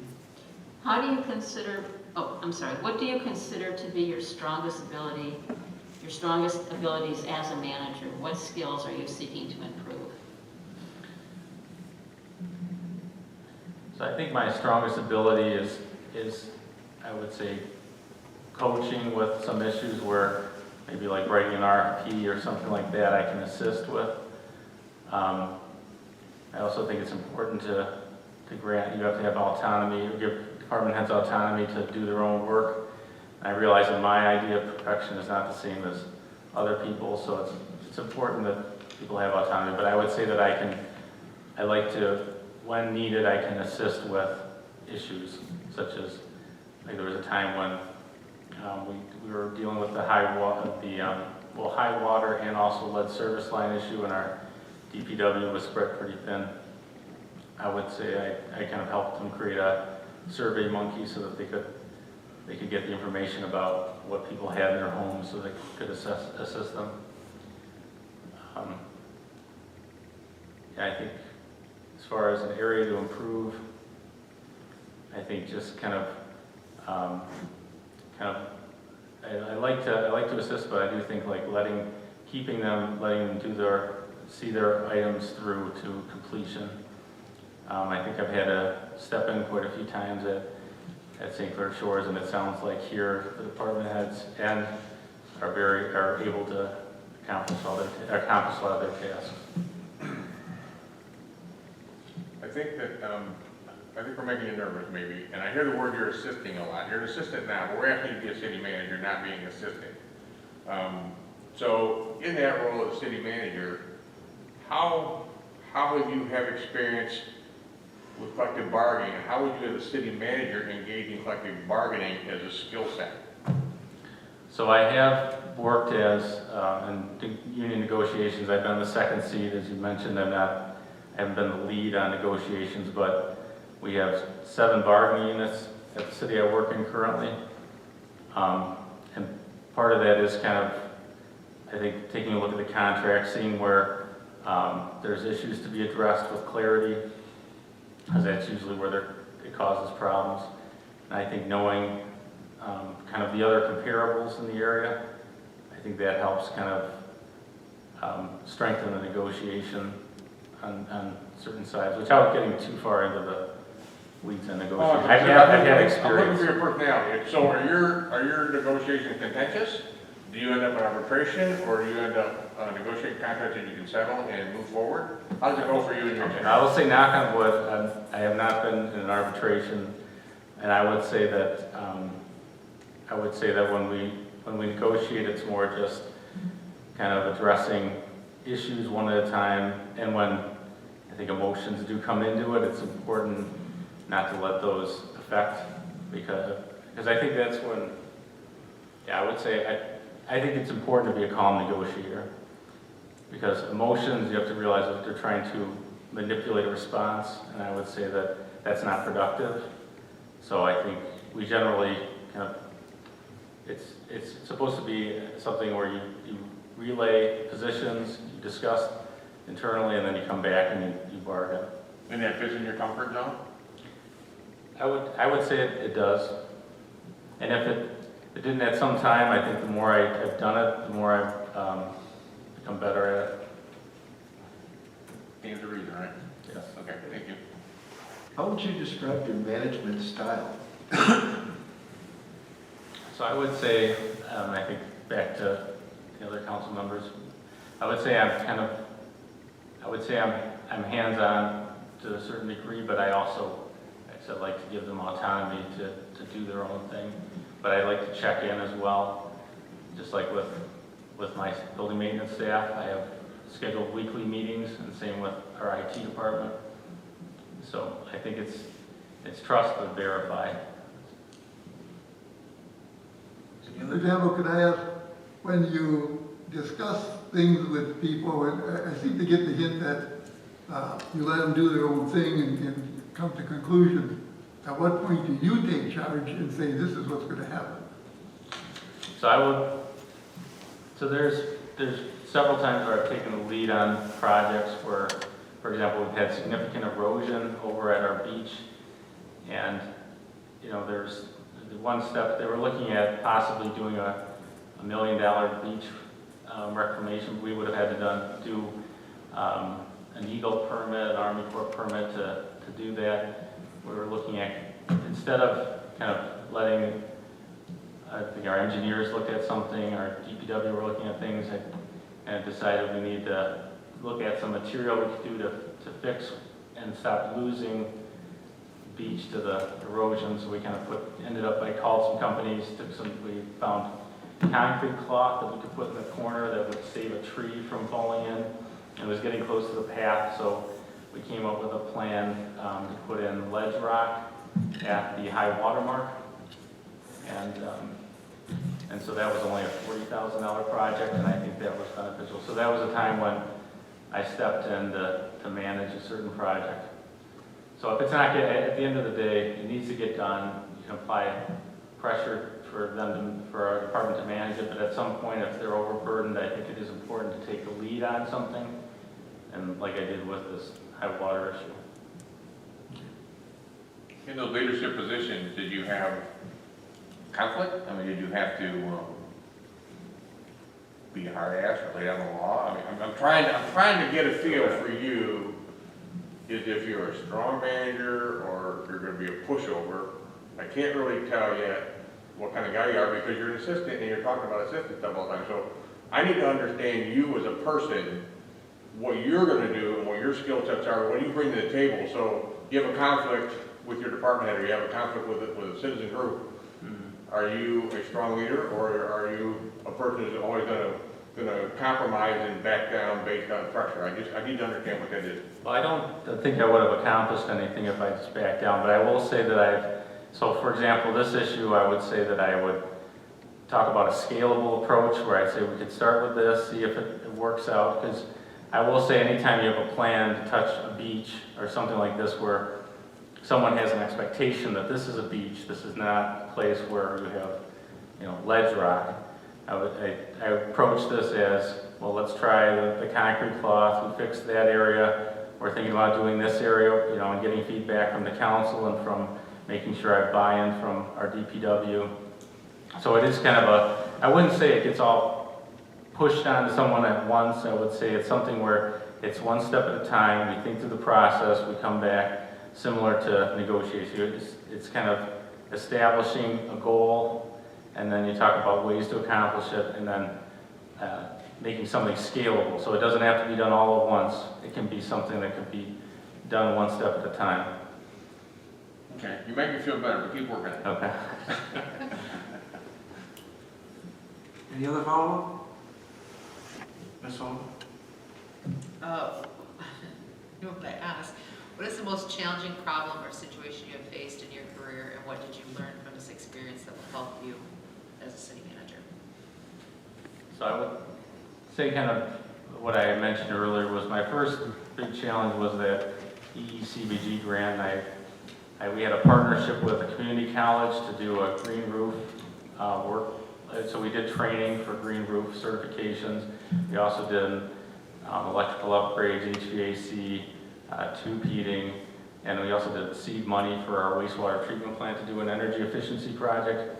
So I had 18 months to commit all those things, and there were a lot of moving parts to it, just like a lot of projects, but this one had some deadlines, and I realized about, you know, a week or, you know, getting in closer to that deadline that I wasn't going to make the deadline. So I contacted the Department of Energy, asked for an extension. They gave me, you know, I think they were very impressed with what we were trying to do, so they granted the extension, but I learned from it. I think it's about more communication to, I learned a lot from that because I bit off a lot, but I accomplished it, but I also realized that you have to communicate all steps of the way. It worked out.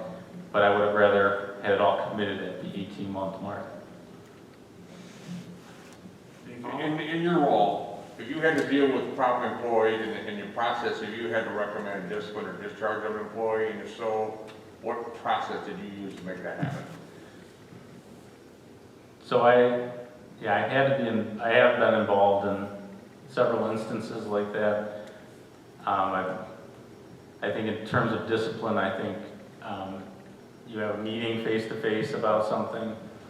You have you have basically steps to things, just like written in the contract. But I think a lot of times just by having a face-to-face conversation about the issue, I think it can be. A lot of times I find it can get resolved. But And have you had a situation where you had to recommend discipline and discharge of anybody, where you personally had to recommend that? I've had to. So I will say that I've had to be present when we've discharged someone, and I've had to talk about discipline and recommending discipline to someone, yes. Okay. Okay. Any other follow-up? What would be top priorities to accomplish in the first 3 months on the job? I would say the first 3 months of the job is a lot of kind of meeting with departments, kind of going over the goals, going over really the budget document with the goals, and getting to know staff and council, and getting to know the level of communication. I think that's important for the first 3 months. I think it's important to listen first in this role and figure out where I can kind of make any recommendations. But 3 months, I think, is a kind of a listen and get to know people. Any follow-ups? So from what you've learned about us, what do you think our two biggest challenges will be in the next few years? And any preliminary thoughts on how you would address these issues? So looking at watching council meetings and looking at the budget, I think blight is a concern that council would like addressed. And so when I worked at the city of Warren, we did blight sweeps, and it's, talking with the city manager earlier, it sounds like that's something similar to what you're doing, but we would kind of brochure the neighborhood, show kind of before and after pictures. This is what we're going to be looking for, if you can clean it up, and so kind of set an expectation about this is what we'd like to see. If we see something like this, you're going to get a warning. And I think then working with people, we have HUD rehab loans that we worked with, providing to people if they can't afford something. So I think you have to kind of have a couple ways to address an issue if a person can't afford some improvement. Any follow-ups? Mr. Mosby. How would you keep employees informed and working together? If friction arises between employees, what actions would you take to improve the work environment? I'm sorry, could you repeat that one more time? Sure. How would you keep employees informed and working together? If friction arises between employees, what actions would you take to improve the work environment? That's a good question. So I think it's important to have staff meetings where everyone's on the same page about the priorities that the city council set. So I think to get feedback from departments, and I think sometimes not everyone's going to agree on something, but I think that's kind of a good process where the knowledge of one director could help influence something from the other. When the decision is being made, I think it's important to have a little bit of conflict. That way it's defendable, it's something that is done for the right reasons. So I don't think that's a bad thing, and I think it is communications and setting up having those staff meetings. Any follow-up? I didn't hear everything, but did you cover the friction side of it? How are you going to deal with friction along your department? So I said that I think that's important to have some friction, and I would think that we got to determine kind of where friction is coming from, if it's a genuine issue that needs to be addressed with one or other member, or I guess hypothetically speaking, I need to understand, when there's friction arises, that's not necessarily a bad thing, and there may be some credible reason that comes up and it needs to be addressed. We call that conflict management? I mean, Well, okay, hypothetically, but I would say it depends what the issue is. okay. And if it's just an interpersonal issue, I would say that's harder to manage. I would just say if someone just, does not like another human being, and you need to talk to them about being respectful, I mean, that's another issue.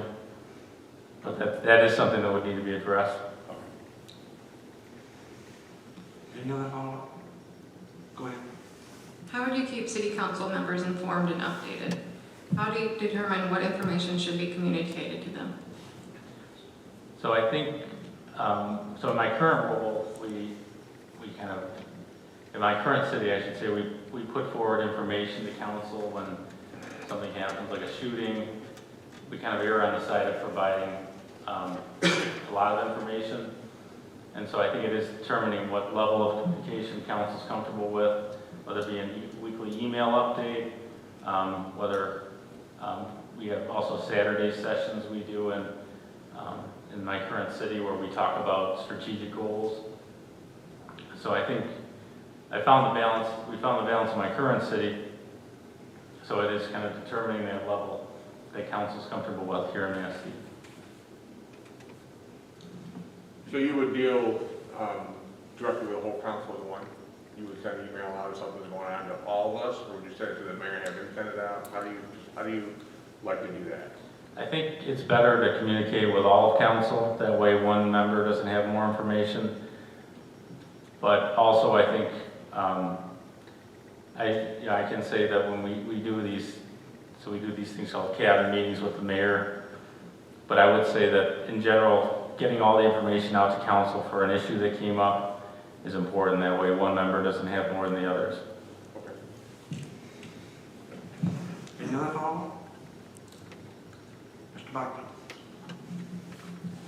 There are times when the city manager is expected to manage, and there's other times when he's expected to lead. How would you determine which is the appropriate role, management versus leading in a given situation? So I addressed it a little bit earlier with the other question, but I'll say that I think when there's a capacity, when there's an issue where it's not getting addressed, I think it's time for the manager to lead. I think it's important to let the department heads lead, but if it's not getting addressed in a timely fashion due to either capacity or ability, I think the manager needs to find a way to get the issue solved. So hypothetically, 3 o'clock in the morning, the police chief calls you. There's been a shooting involving a police officer and officer involved shooting. What does he need from you, leadership or management? And just so, how are you going to give it to him? Okay, so a shooting at 3 o'clock in the morning, I think a shooting of our officer. Your police chief called you on the phone and said, our officer has been involved in a shooting, and what do you give him, leadership or management? And if so, how? Okay, so You're going to get that call. yeah, no, we've had, so I would say when I receive a call like that, it's, finding out is the officer okay, what's going on, is he in the hospital, is he safe now? So determining what's going on with the situation. So do we need backup there? Do we need to call up departments? So I think it depends on the situation. Is the situation over with now, or is it still ongoing? Even if the situation is over, he needs something from you, either management or leadership. What does he need? Well, I think in that situation, if it's over with and it's already managed, I think he needs leadership. But I think I can let council know what's going on. I can, start writing up, help him with writing up whatever needs to go out to the press. You go to the scene? I'm sorry? Would you go to the scene? Go to the scene? I would go to the scene if one of our officers was shot. Okay. All right. Thank you. Any other follow-up? Steve?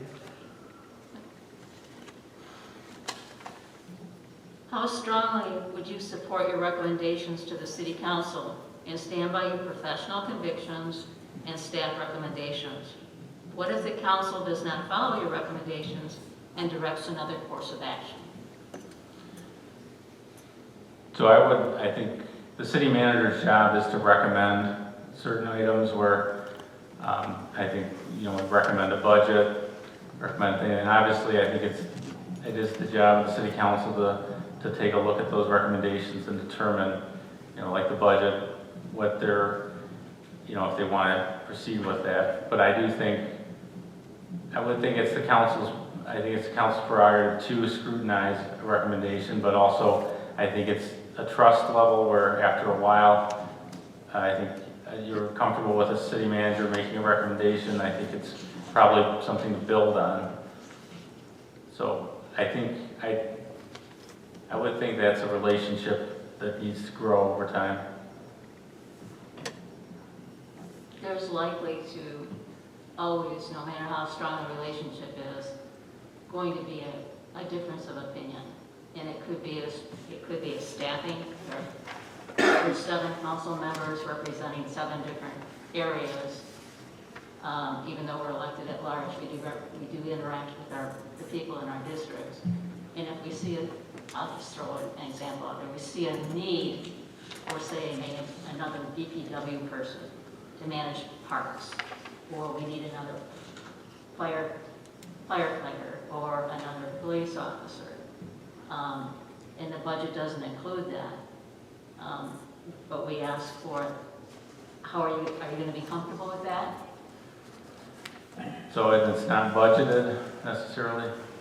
So I think When you're going through the budget process, those kinds of things could come up. Right.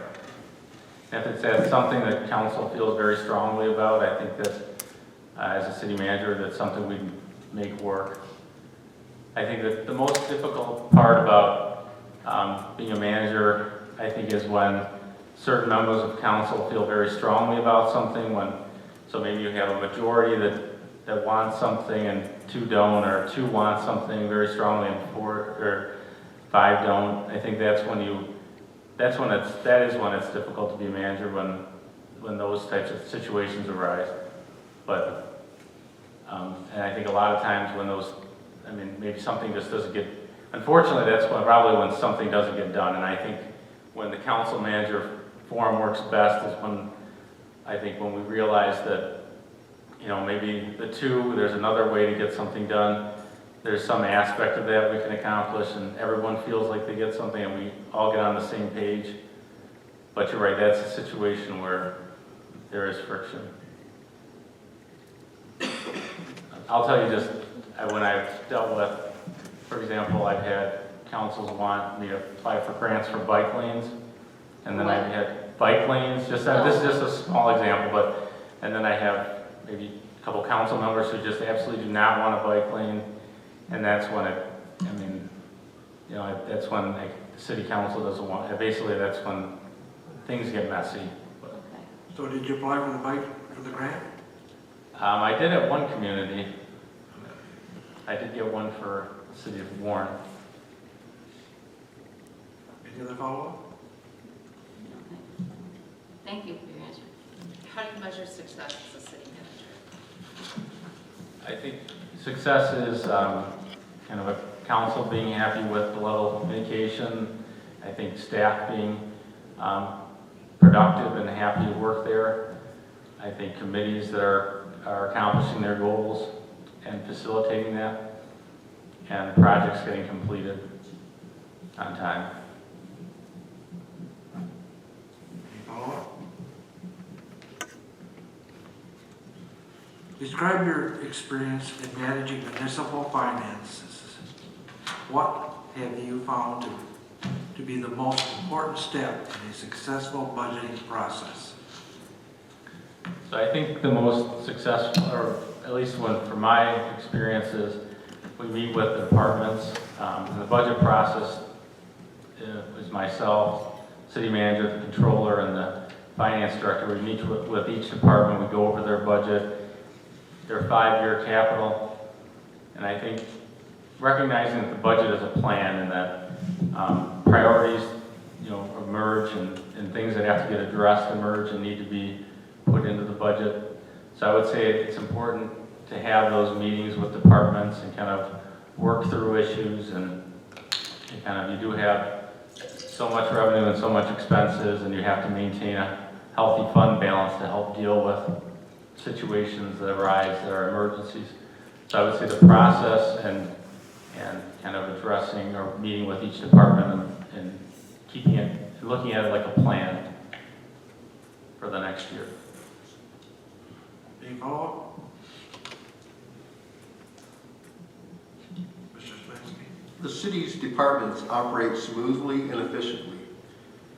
The department heads have a great deal of independence and flexibility to meet the needs of the city. What is your philosophy about how the department should be managed by a city manager? I think letting them run their departments is important, and I think the city manager should hold them accountable for running their department. And I would say that is the role of city manager, and then keeping the council informed, and then kind of working on high level items as well, like major projects. But the big thing is letting the departments run their department. When you have department heads who maybe are struggling and need to learn more, do you look for training for them, or you tell them look for their own training? How would you expect to manage your training? So I think I would say for like Parks and Recreation, there's various conventions they can go, there's various conferences they can go to for some training to get some more networking for certain things. It depends on the department, but sometimes there are known different professional places they can go for training.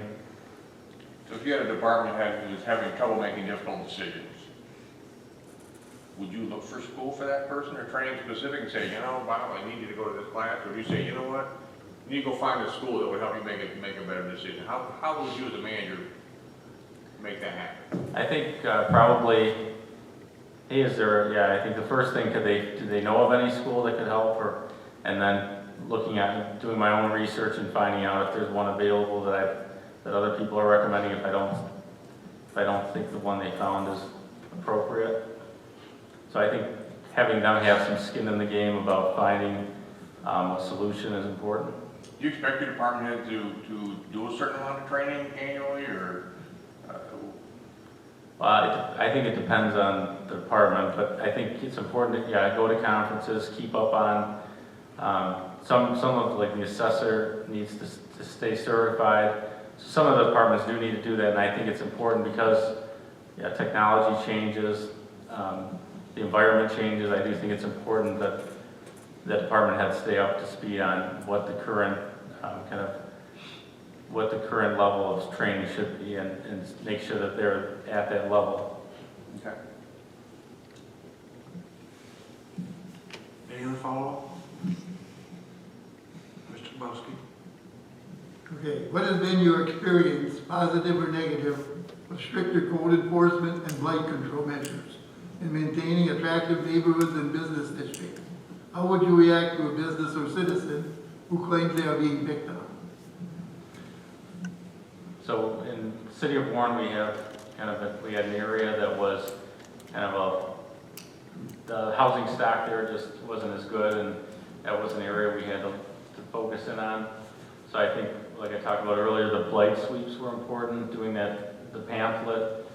I think a lot of times people get upset about just getting a warning. I think explaining to them, like I have a lot of some angry residents call and say, I received this ticket, and I'd have to say, no, it's not a ticket, it's a warning. It's just saying that if you clean this area up, you're going to be, it's going to be resolved. And then if they need an extension, so if someone feels picked on, I would say, what is the issue? Or can we grant an extension if it's something that they just physically cannot do, or they can't hire somebody? Is there some other means of being able to help them, either through a rehab, or some sort of assistance, through a rehab loan or something like that? So I think I would try to address it by how, if we can help, or is it just a matter of not addressing the issue? And I would just tell them that they need to address it, or they're going to get a ticket, or we can work with them. But I found that working with them typically is a better way to go about it. Okay, do you have a strong blight ordinance? We did at the city of Warren, because we had to because of that area. So it was kind of, if they didn't do the work, sometimes we would come in and actually do the work and build them for two. So it was stronger because there was some meat to it where we could actually do it and build them. Well, we had a process getting to court, so we go to the circuit court, get an injunction, and do it and build them. So it would progress if they weren't responding. Okay, do you have the police do that, or do you have We had- inspectors go around? We had a property maintenance department there, and then we have a code enforcement officer at the current city I work in. So not police. Any other follow-up? An important role of the city manager is to work with the city council to develop long-term goals and strategic plans to move the city forward. What experience can you draw on, and what suggestions would you have to facilitate this process in the city? I like we have a council study session that we use. So we schedule those every couple months to kind of go over upcoming kind of projects or get the temperature of the council on certain issues. And I felt like they're a little more candid than a typical council meeting where, we can discuss kind of things like bike lanes or something like that. But I find that those kind of let me know and let staff know what we should focus our energy on. Because I think every year you're going to have new issues come up, and I think it's important to know where we want to focus our energy as a city. Any follow-ups? Mr. Bachman? Wake up, Dave. I was making notes, Mayor, I'm sorry. That's all right. If you had the opportunity to develop long-term capital improvement programming and financing strategies, and if so, what steps did you follow? So I've used a TELP loan, which was a tax-exempt lease purchase loan to do energy improvements. I think a lot of the times you do these, we actually are doing a bond now to do a pier project at the city of St. Clair Shores. So we had a meeting with our TIFA group and our city council before we could have planned to renovate the nautical mile. And then, so the bond is kind of just a step in the process where first there's the vision, you have the buy-in, and then the bonding is kind of the funding mechanism to make it happen, where you hold a public hearing, you pass the bond resolution, then you have the sale of bonds. So I think, one I did it with an energy efficiency project, and the other one I mentioned is more of a capital bond. So I guess, what are you looking for in terms of, that's kind of the process I used for those. You answered my question fine, Thank you. for me anyway. Any follow-up? Go ahead, Linda. What experiences have you had in securing and administering grant funds? And looking at the state and federal landscape going forward, what projects and external funding streams would you suggest pursuing here in Manistee? So I've had a lot of success with grants. I did quite a few energy efficiency ones. I worked on a farmer's market grant, scrap tire grant. I worked on one for, I talked about the transportation alternatives program for a bike lane. I've had a lot of success recently with the Land and Water Conservation Fund from the Michigan DNR. And it seems like ADA accessibility is a big thing for a lot of these MDNR grants.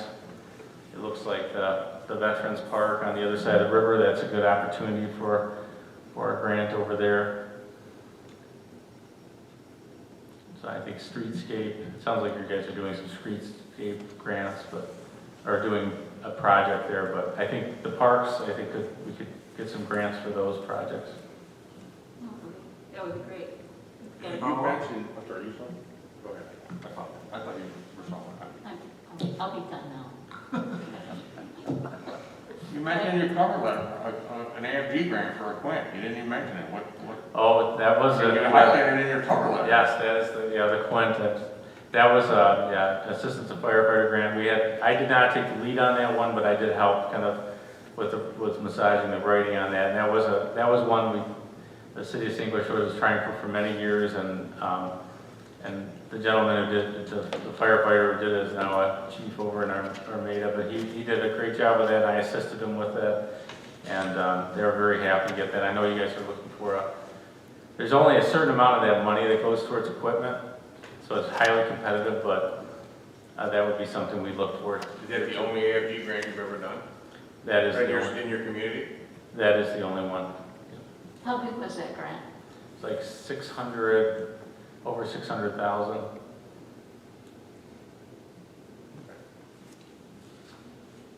Any follow-up? Sullivan? That was me. Yeah.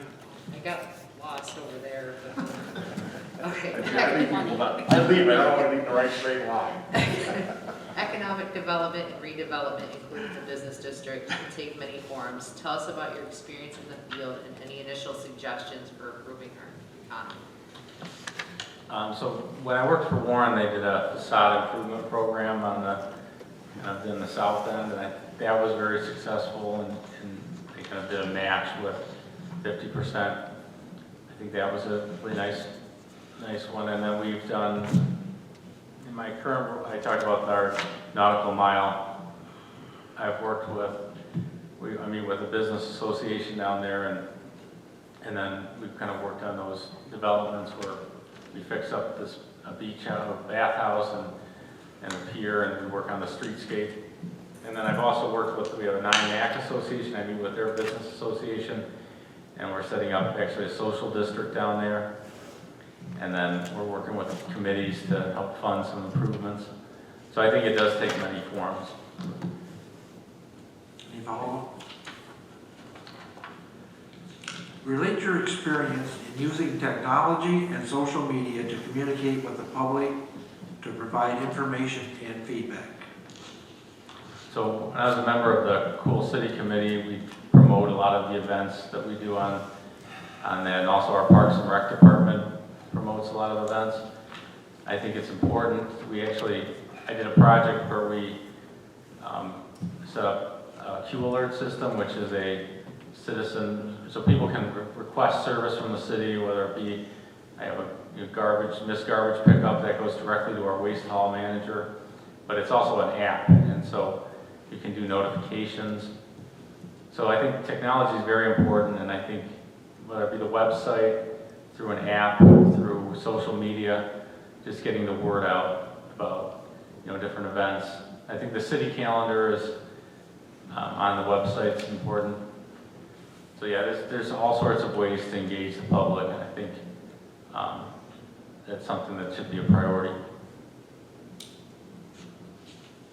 Any follow-up? I have just a follow-up. Have you looked at the demographics of the city of Manistee? We do have an aging population here. Not everybody is really in tune to using Twitter or Facebook. So can you think of anything else that would help engage the community? So I think having open just meetings, maybe having kind of a citizen engagement meeting at the theater, kind of for a project coming up to inform people about something that's going on, whether it be a road project or, the Gateway project. So I think, whatever would be preferred to get the word out. Any other follow-up? Mr. Slansky? How would you balance sustainability and development needs of the city? So I think sustainability is important with, and sustainability, you're talking about green infrastructure, is that what? Everything from city water, sewer, to streets, roads. So when I first started in the city of Warren, we had this environmental committee that I was a part of, and we worked on things like with rain gardens, and I've incorporated a lot of rain gardens and things like that in my grants, sustainable design. it gets you more points, and it also, but I think it's important too with, if you can do something that kind of eliminates the amount of maintenance that's needed. I mean, if you can get rid of some piping that's gonna go bad in 30 years and have a rain garden, I think that's a better plan for the long term. And I think we've also, I've worked on an ordinance for electric vehicles when I was at the city of Warren. I've been installing, they've had me install a couple of these charging stations over at this new city hall parking lot, my current community. So I think it's important to incorporate these updated designs. We actually have our parking lot slopes that run off into a rain garden, bioswale before it goes into the lake. Follow up? Mr. Kowalski?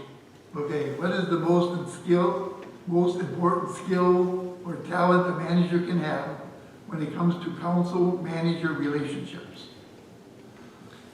I think a good manager kind of knows what each council member is looking for in a project, I think, or an issue, and I think is able to kind of present that in a way that, if it's something that needs to be done, in a way to kind of help a council person who might have an issue with it understand why it's needed.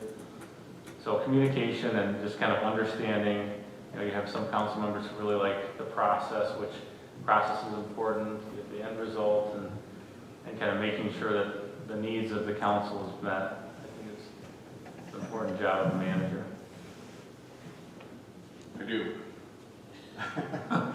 I'm still trying to assess your personal strength and as a city manager, what you're bringing to the table. So in a scenario-based situation, a citizen makes a complaint against a police officer. Chief investigates it, we decide that the complaint is valid and he takes internal action against his employee. You as a city manager say to the chief, we're gonna bring that family, we're gonna apologize to them, we're gonna look them in the eye, we're gonna say, we're sorry, we made a mistake and we apologize for what we did. And you are committed to that, and the chief says, we ain't doing that. Where do you go there? So are we talking about like a Doesn't matter what the complaint is, it's just, we made a mistake at the police side, we disciplined our officer, whatever it was. You feel the family needs an apology, the chief says, we're not apologizing. So am I apologizing or am I making the chief apologize in your Well, scenario? that's a really good question, but the question is, you're telling the chief, he and his employer are gonna apologize to that family for what they did, and the chief says, no, we're not. And I wanna know what you, the city manager, are gonna do then. That's a very good question. I would see why he doesn't think he should apologize. If obviously he put down discipline on that employee, I mean, I'm not sure he recognizes there was a problem there. In your hypothetical situation, This is totally hypothetical, I'm just trying to figure out what you're thinking, and I mean, at the end of the day, is the chief gonna apologize? Or you're gonna go back to your office and say, damn, I wish I could figure out how to make the chief apologize? I don't know enough about you to say, I'm comfortable, you can handle that situation.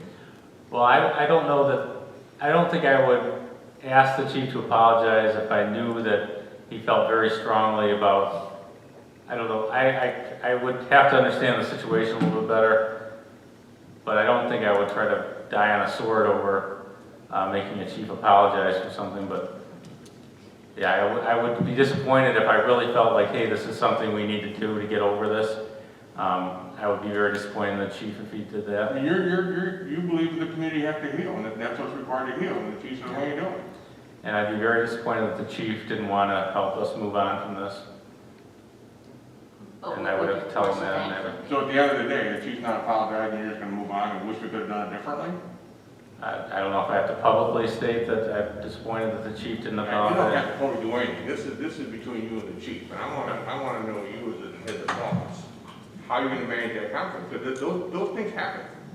They really do happen, and I just am curious is where you stand on a situation like that. I'm just curious, I'm trying to understand you a little bit. So I think an apology is kind of an an odd one, but I would not like that, I would tell you. I mean, how that manifests itself, if I have to, I don't know. I would probably lose a little bit of trust in And someone. I'm gonna put you farther on the spot than you deserve, right? And maybe I haven't crossed that scenario yet, but I thought maybe in the city as big as you have, you might have passed that. I've had disagreements with department heads and yeah, I've had to address that and have conversations with people. When you had a conflict with a department head or in your past, and they're just not gonna do what you tell them to do, how are you going to address that? So if it is something where they're not doing their job and I need to discipline them, I think that's something I would have to do. I think generally it seems like having kind of frank discussions, usually that can kind of help resolve it, but I think at the end of the day, if you're trying to pump up a tire and you keep pumping up a tire and it's time for a new tire, I mean, I think would be an analogy. If you're talking about a very frustrating situation with a department head, I mean, there's only so many times you can try to fix something. That's true. Anybody else? I'm also struggling with some more of your personality. I like that you're laid back. I like that you're more easygoing. But at the end of the day, who's in charge? Yeah, the city manager is in charge, and I would talk to the manager or the council as well before I made a big decision like firing a department head, if that's the question. Well, I don't know if we're worried about firing them. I think it's worried about how the perception of your community is gonna come out when they hear this problem. Or are you waiting for a lawyer to serve you with a subpoena for court?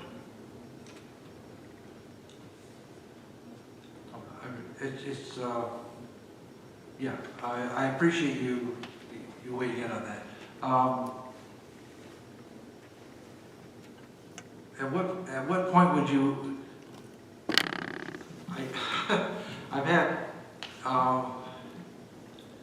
I guess I just want to know if you're a strong leader, if at the end of the day, who's really in charge? I need to hear that from you. Are you really in charge? Or are you As just... a city manager, I would be in charge, yes.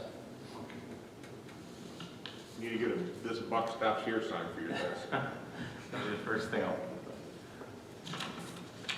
Okay. Go ahead. In a city with lean staffing that serves a demanding population, how do you plan on accomplishing getting tasks completed and managing limited resources? So I think a lot of cities have been dealing with this for a while, and I do think that there's certain aspects of city government that need to be addressed, but the way you can do it is through contracting out or shared services with other local governments or the county. And it sounds like a lot of that's going on here. But yeah, shared services, we have a 911 dispatch over at where St. Clair Shores has one with East Point and also Roseville, so that's a shared service. But yeah, that's the way to address these issues when your staff is diminishing. Any follow-ups? Well, we put you in the hot seat long enough. Now it's your turn. You can ask us some questions, and bear in mind you may get 7 different answers. Have 7 different personalities. Or you can make any final comments that you'd like. It's your turn.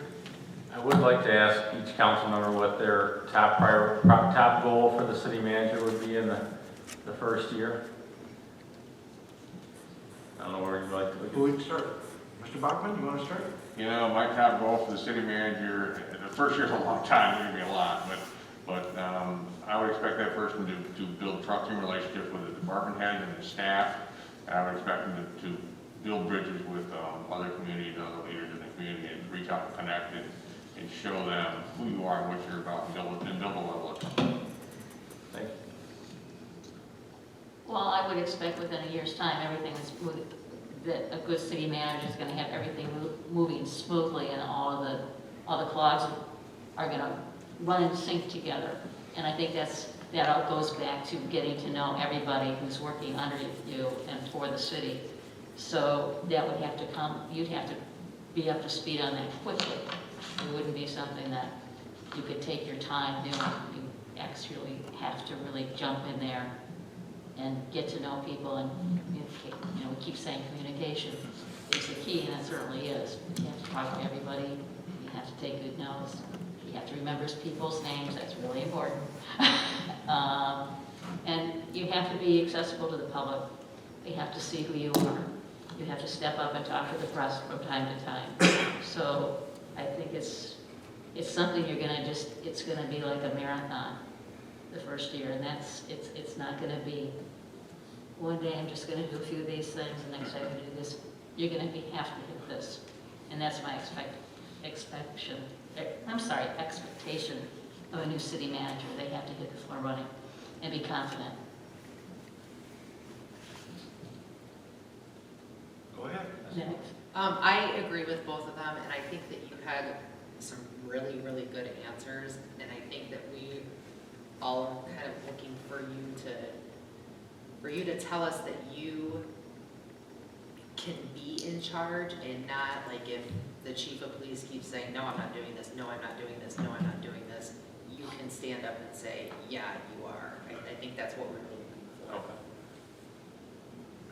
For me, it's all about relationships, developing not only in the city but outside the city. It's about having the skills to deal with people, our citizens, having those interpersonal skills, dealing with our employees. We have great staff. We have people that dedicate a lot of their time and they do a very good job. I agree with everything that everybody else has said. It's a long list. We want you to be Superman, to be able to do everything. I get a little more comfortable now with you being a little more assertive. I'm getting a little more comfortable with that. I think at the end of the day, you would do the job. You do what you had to do. And correct me if I'm wrong. That is correct. Mr. Spencer. So what I would answer is the answers that you gave us. A council that is happy, a community that is satisfied, and a staff that is a productive team. I think that would do it. We're in agreement. Mr. Bosky. Okay, my expectations, and I've worked under how many city managers in this town, and some of them were not so good, and I'll be the first to tell you that. But we need a manager who's fair and he respects his employees, and I mean, Manistee, you work close with your directors, with even the other employees. Dad used to put on chicken dinners for people, and you know, in working with other employees, you know, they have to respect you that you're going to have their back if they do everything right. So I like to just see that everybody gets along, but I want a manager that's going to be strong and do his job and order somebody if he can't do it, if the director can't do it. Okay. So I would agree with everybody else, but I'd also say that you would know the community and the history here.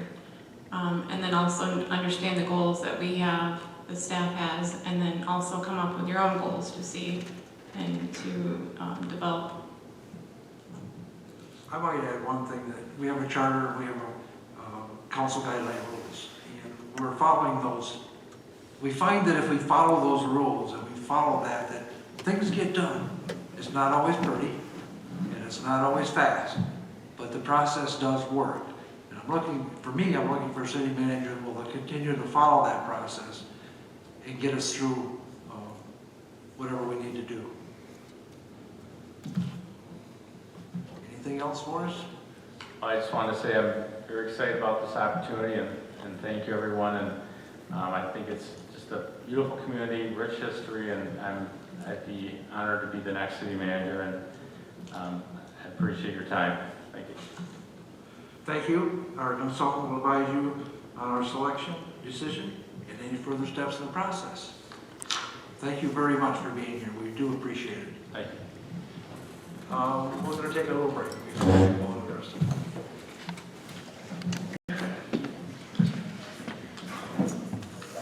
Okay. Consideration of conditional offer of employment to a successful city manager candidate.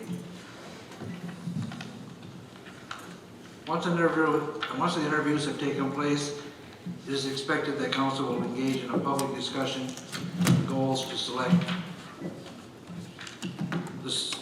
one of the candidates for a conditional offer of employment.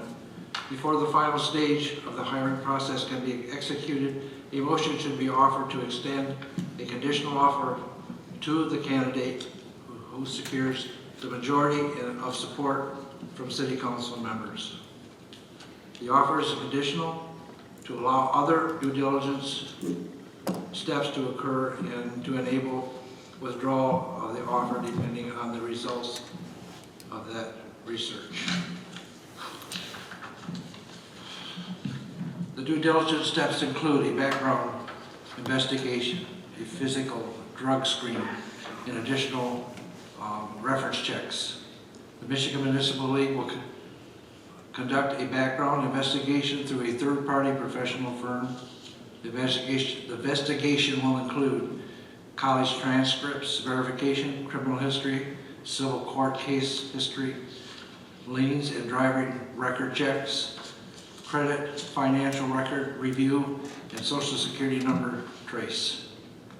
Because of the invasiveness of the background check and medical screen, only the top candidate moves through this process. So before we get into a motion and trying to see if we can select someone, there has been at least one person who has thought maybe that we needed to think about this for a day or two before we actually make the selection. Do any other council members have any feelings on that? Do you want to do it tonight or do you want to think about it? I want to do it tonight. I think and I I'm don't. fine with it. You're prepared to offer a position to somebody tonight? You, Linda? Yes. And Well, there's just, a lot of due diligence contingencies on that. just from my district point of view, I don't have a clear person I want to hire in this group yet. I mean, I have some people I think are contenders, but I don't have anybody I would say right now, I'd slam the gavel down and say, offer them a job. I wouldn't mind interviewing the other people on the list, other candidates that have applied, but I really wanted to like that last guy. Okay, just didn't do me on leadership, didn't give me what I needed. So I just, there's some here that, as far as I'm concerned, are not contenders at all. And the other ones that are contenders are kind of contenders, but there's not a person that to my mind, jumps out as saying, we gotta have that guy in the next city manager. So for me, I'm not ready to do it. Anybody else have any comments? I'm ready to do it. Aaron, do you have anything? I think I'm ready. Mr. Smansky? Well, based on the 5 people that we've interviewed, basically I have what I would consider to be my number 1 and number 2 candidates. I'm not sure that we've exhausted the field or of potential candidates, and that would be my only concern. Do you have anything, Ms. Sullivan? I'm ready.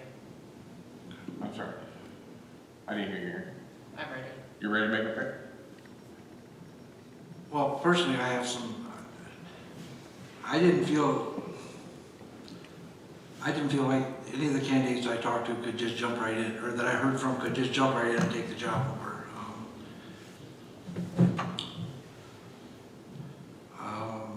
I would kind of like to see us interview more people, but the majority seems to be ready, so I guess we'll go with that.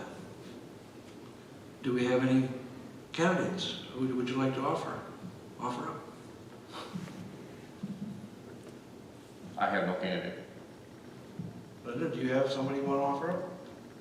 I will have to tell you that my expectations on the two candidates tonight shifted. I wasn't sure what to expect from Mr. Elliott, and I wasn't, and I thought I knew what I would expect from the second one. But I have to tell you, Mr. Elliott made me feel the most comfortable, and I had the most confidence in him as being able to come forward and be here. And the fact that he gave a fairly heartfelt explanation as to why he was willing to leave Adrian to come back to his hometown. I think he would be passionate about his job here. And honestly, the normal tenure for a city manager is about 7 to 8 years anyway. I almost said 78 years. 7 to 8 years is the average. And people that are younger tend to jump faster. I looked up that statistic online today. So I got that in the back of my mind too. So I just had a good, comfortable feeling that he could handle the job. So you would like to nominate Mr. Elliott? Sure. Is there any support for that? Yes. Is there any other support? I would also support Mr. Elliott. Any other? I would too. I actually liked both of them, and I think that the last one, I think that he answered all of our questions and didn't put in a bunch of filler. Even with Dave drilling him, he still answered the questions. I mean, I kind of got nervous with the questions. Like, I didn't know like where it was going to go, and I think that he can actually do the job. He's got a really good resume, and I think that when push comes to shove, I think that he can be a leader, and I think he was just nervous. I mean, this is a big. I think that you're correct. I think of the people I listened to today, that he doesn't demonstrate the leadership that we need. I think he'd be a little bit of a risk, and I really, really tried hard to like him. I like him personally, and I think he answered my questions well. I just would have to see us develop his leadership skills to a level, and do we, as a council, feel comfortable doing that? Is that role? So that's my assessment if it was a candidate too. I like both of them. I just feel like his age versus the other one. Is he going to want to retire in 4 to 5 years and be done, or I like both of them. Well, I like both of them too. The problem was what I felt like with their candidate, he didn't seem to take and Can you put your mask off just for the discussion, please? he didn't seem to want to press the issues when he had to supervise his directors. I just felt a little. That's the thing, Jim, as you know, you're gonna learn that in one event, you're gonna figure that out. You're gonna have that handled, they can have that situation one time in his career, and you have that figured out in about 2 minutes after you get done with that situation. You're either gonna botch it or you're gonna fix it, but by number 2, you have that all figured out. Yeah. Oh, I'm sure. And that was an extreme example, obviously, but yeah, I had that exact situation with my city manager as the police chief, and we ended up following it. So that wasn't so hypothetical as. I mean, I like him because he's younger and he'll maybe stay a little bit longer. Yeah, so my comfort level with this process, I know, Mayor, is we got a motion in a second already, but we really haven't discussed, all of us discussed, so Well, it was only, I think she was just trying to cue who else would support it. Yeah, We haven't gotten to the okay, motion. I thought I heard Linda make a motion, Jim No. seconded it, so. No, you just. we're just getting into. Okay, all right, okay. So we're not that far down the road yet. I kind of felt like the train got out of the gate there on me a little bit, so. Well, there's 3 of you that have supported Mr. Elliott so far, or feel that Mr. Elliott would be good. And then Mr. Gamble was brought up. Is anybody supporting Mr. Gamble? I would support Gamble. So we have one person supporting Mr. Gamble. I think Mr. Gamble it's just a little too much too soon for him. I think he just needs a little bit more seasoning experience, and I'm not sure that Manistee at this juncture, with all of the issues that we've got going, that he's going to be able to step in and really kind of fill the shoes of what we're used to within a reasonable amount of time. And honestly, as far as longevity, you can't determine that. I mean, a young man like him, he could be on, looking for the next better step as well. I did like the idea that Mr. Elliott, pretty much said, hey, I'm in it for, 10 years unless, something happens. But he's looking at this being a move back home, and I can relate to that, so. I thought you might. I think what I like about Mr. Elliott is that he's less of a risk than the other ones. Yeah. I see him as being a better fit. He grew up here. My gosh, he's probably going to have some great networking, fallback that's going to be beneficial. He's not going to be brand new to the community. He's got family here. And there's some ownership there as well. I mean, Yes, absolutely. he still considers this home. Right. And I think that will have some value as far as the community's acceptance as well. We kind of like our home. Right. Well, and look at you. You're a prime example of that. I mean, you took off right after school and went to college, and then you went into the service, or and made your way back here. And it's kind of the Evolved same somewhat. way. Yeah. So you should relate to that. So. I don't think the way we I felt he had the experience, like you said, Mick, and he's not impressed with other people's positions, where I think Mr. Gamble is still influenced by some, and that kind of worries me. The thing that worries me about Elliot, though, is he said he's not an economic development person. But if you look at his experience, it's all about economic development. Well, So that threw me. Well, I think what he did is he delineated between a planner and an economic developer.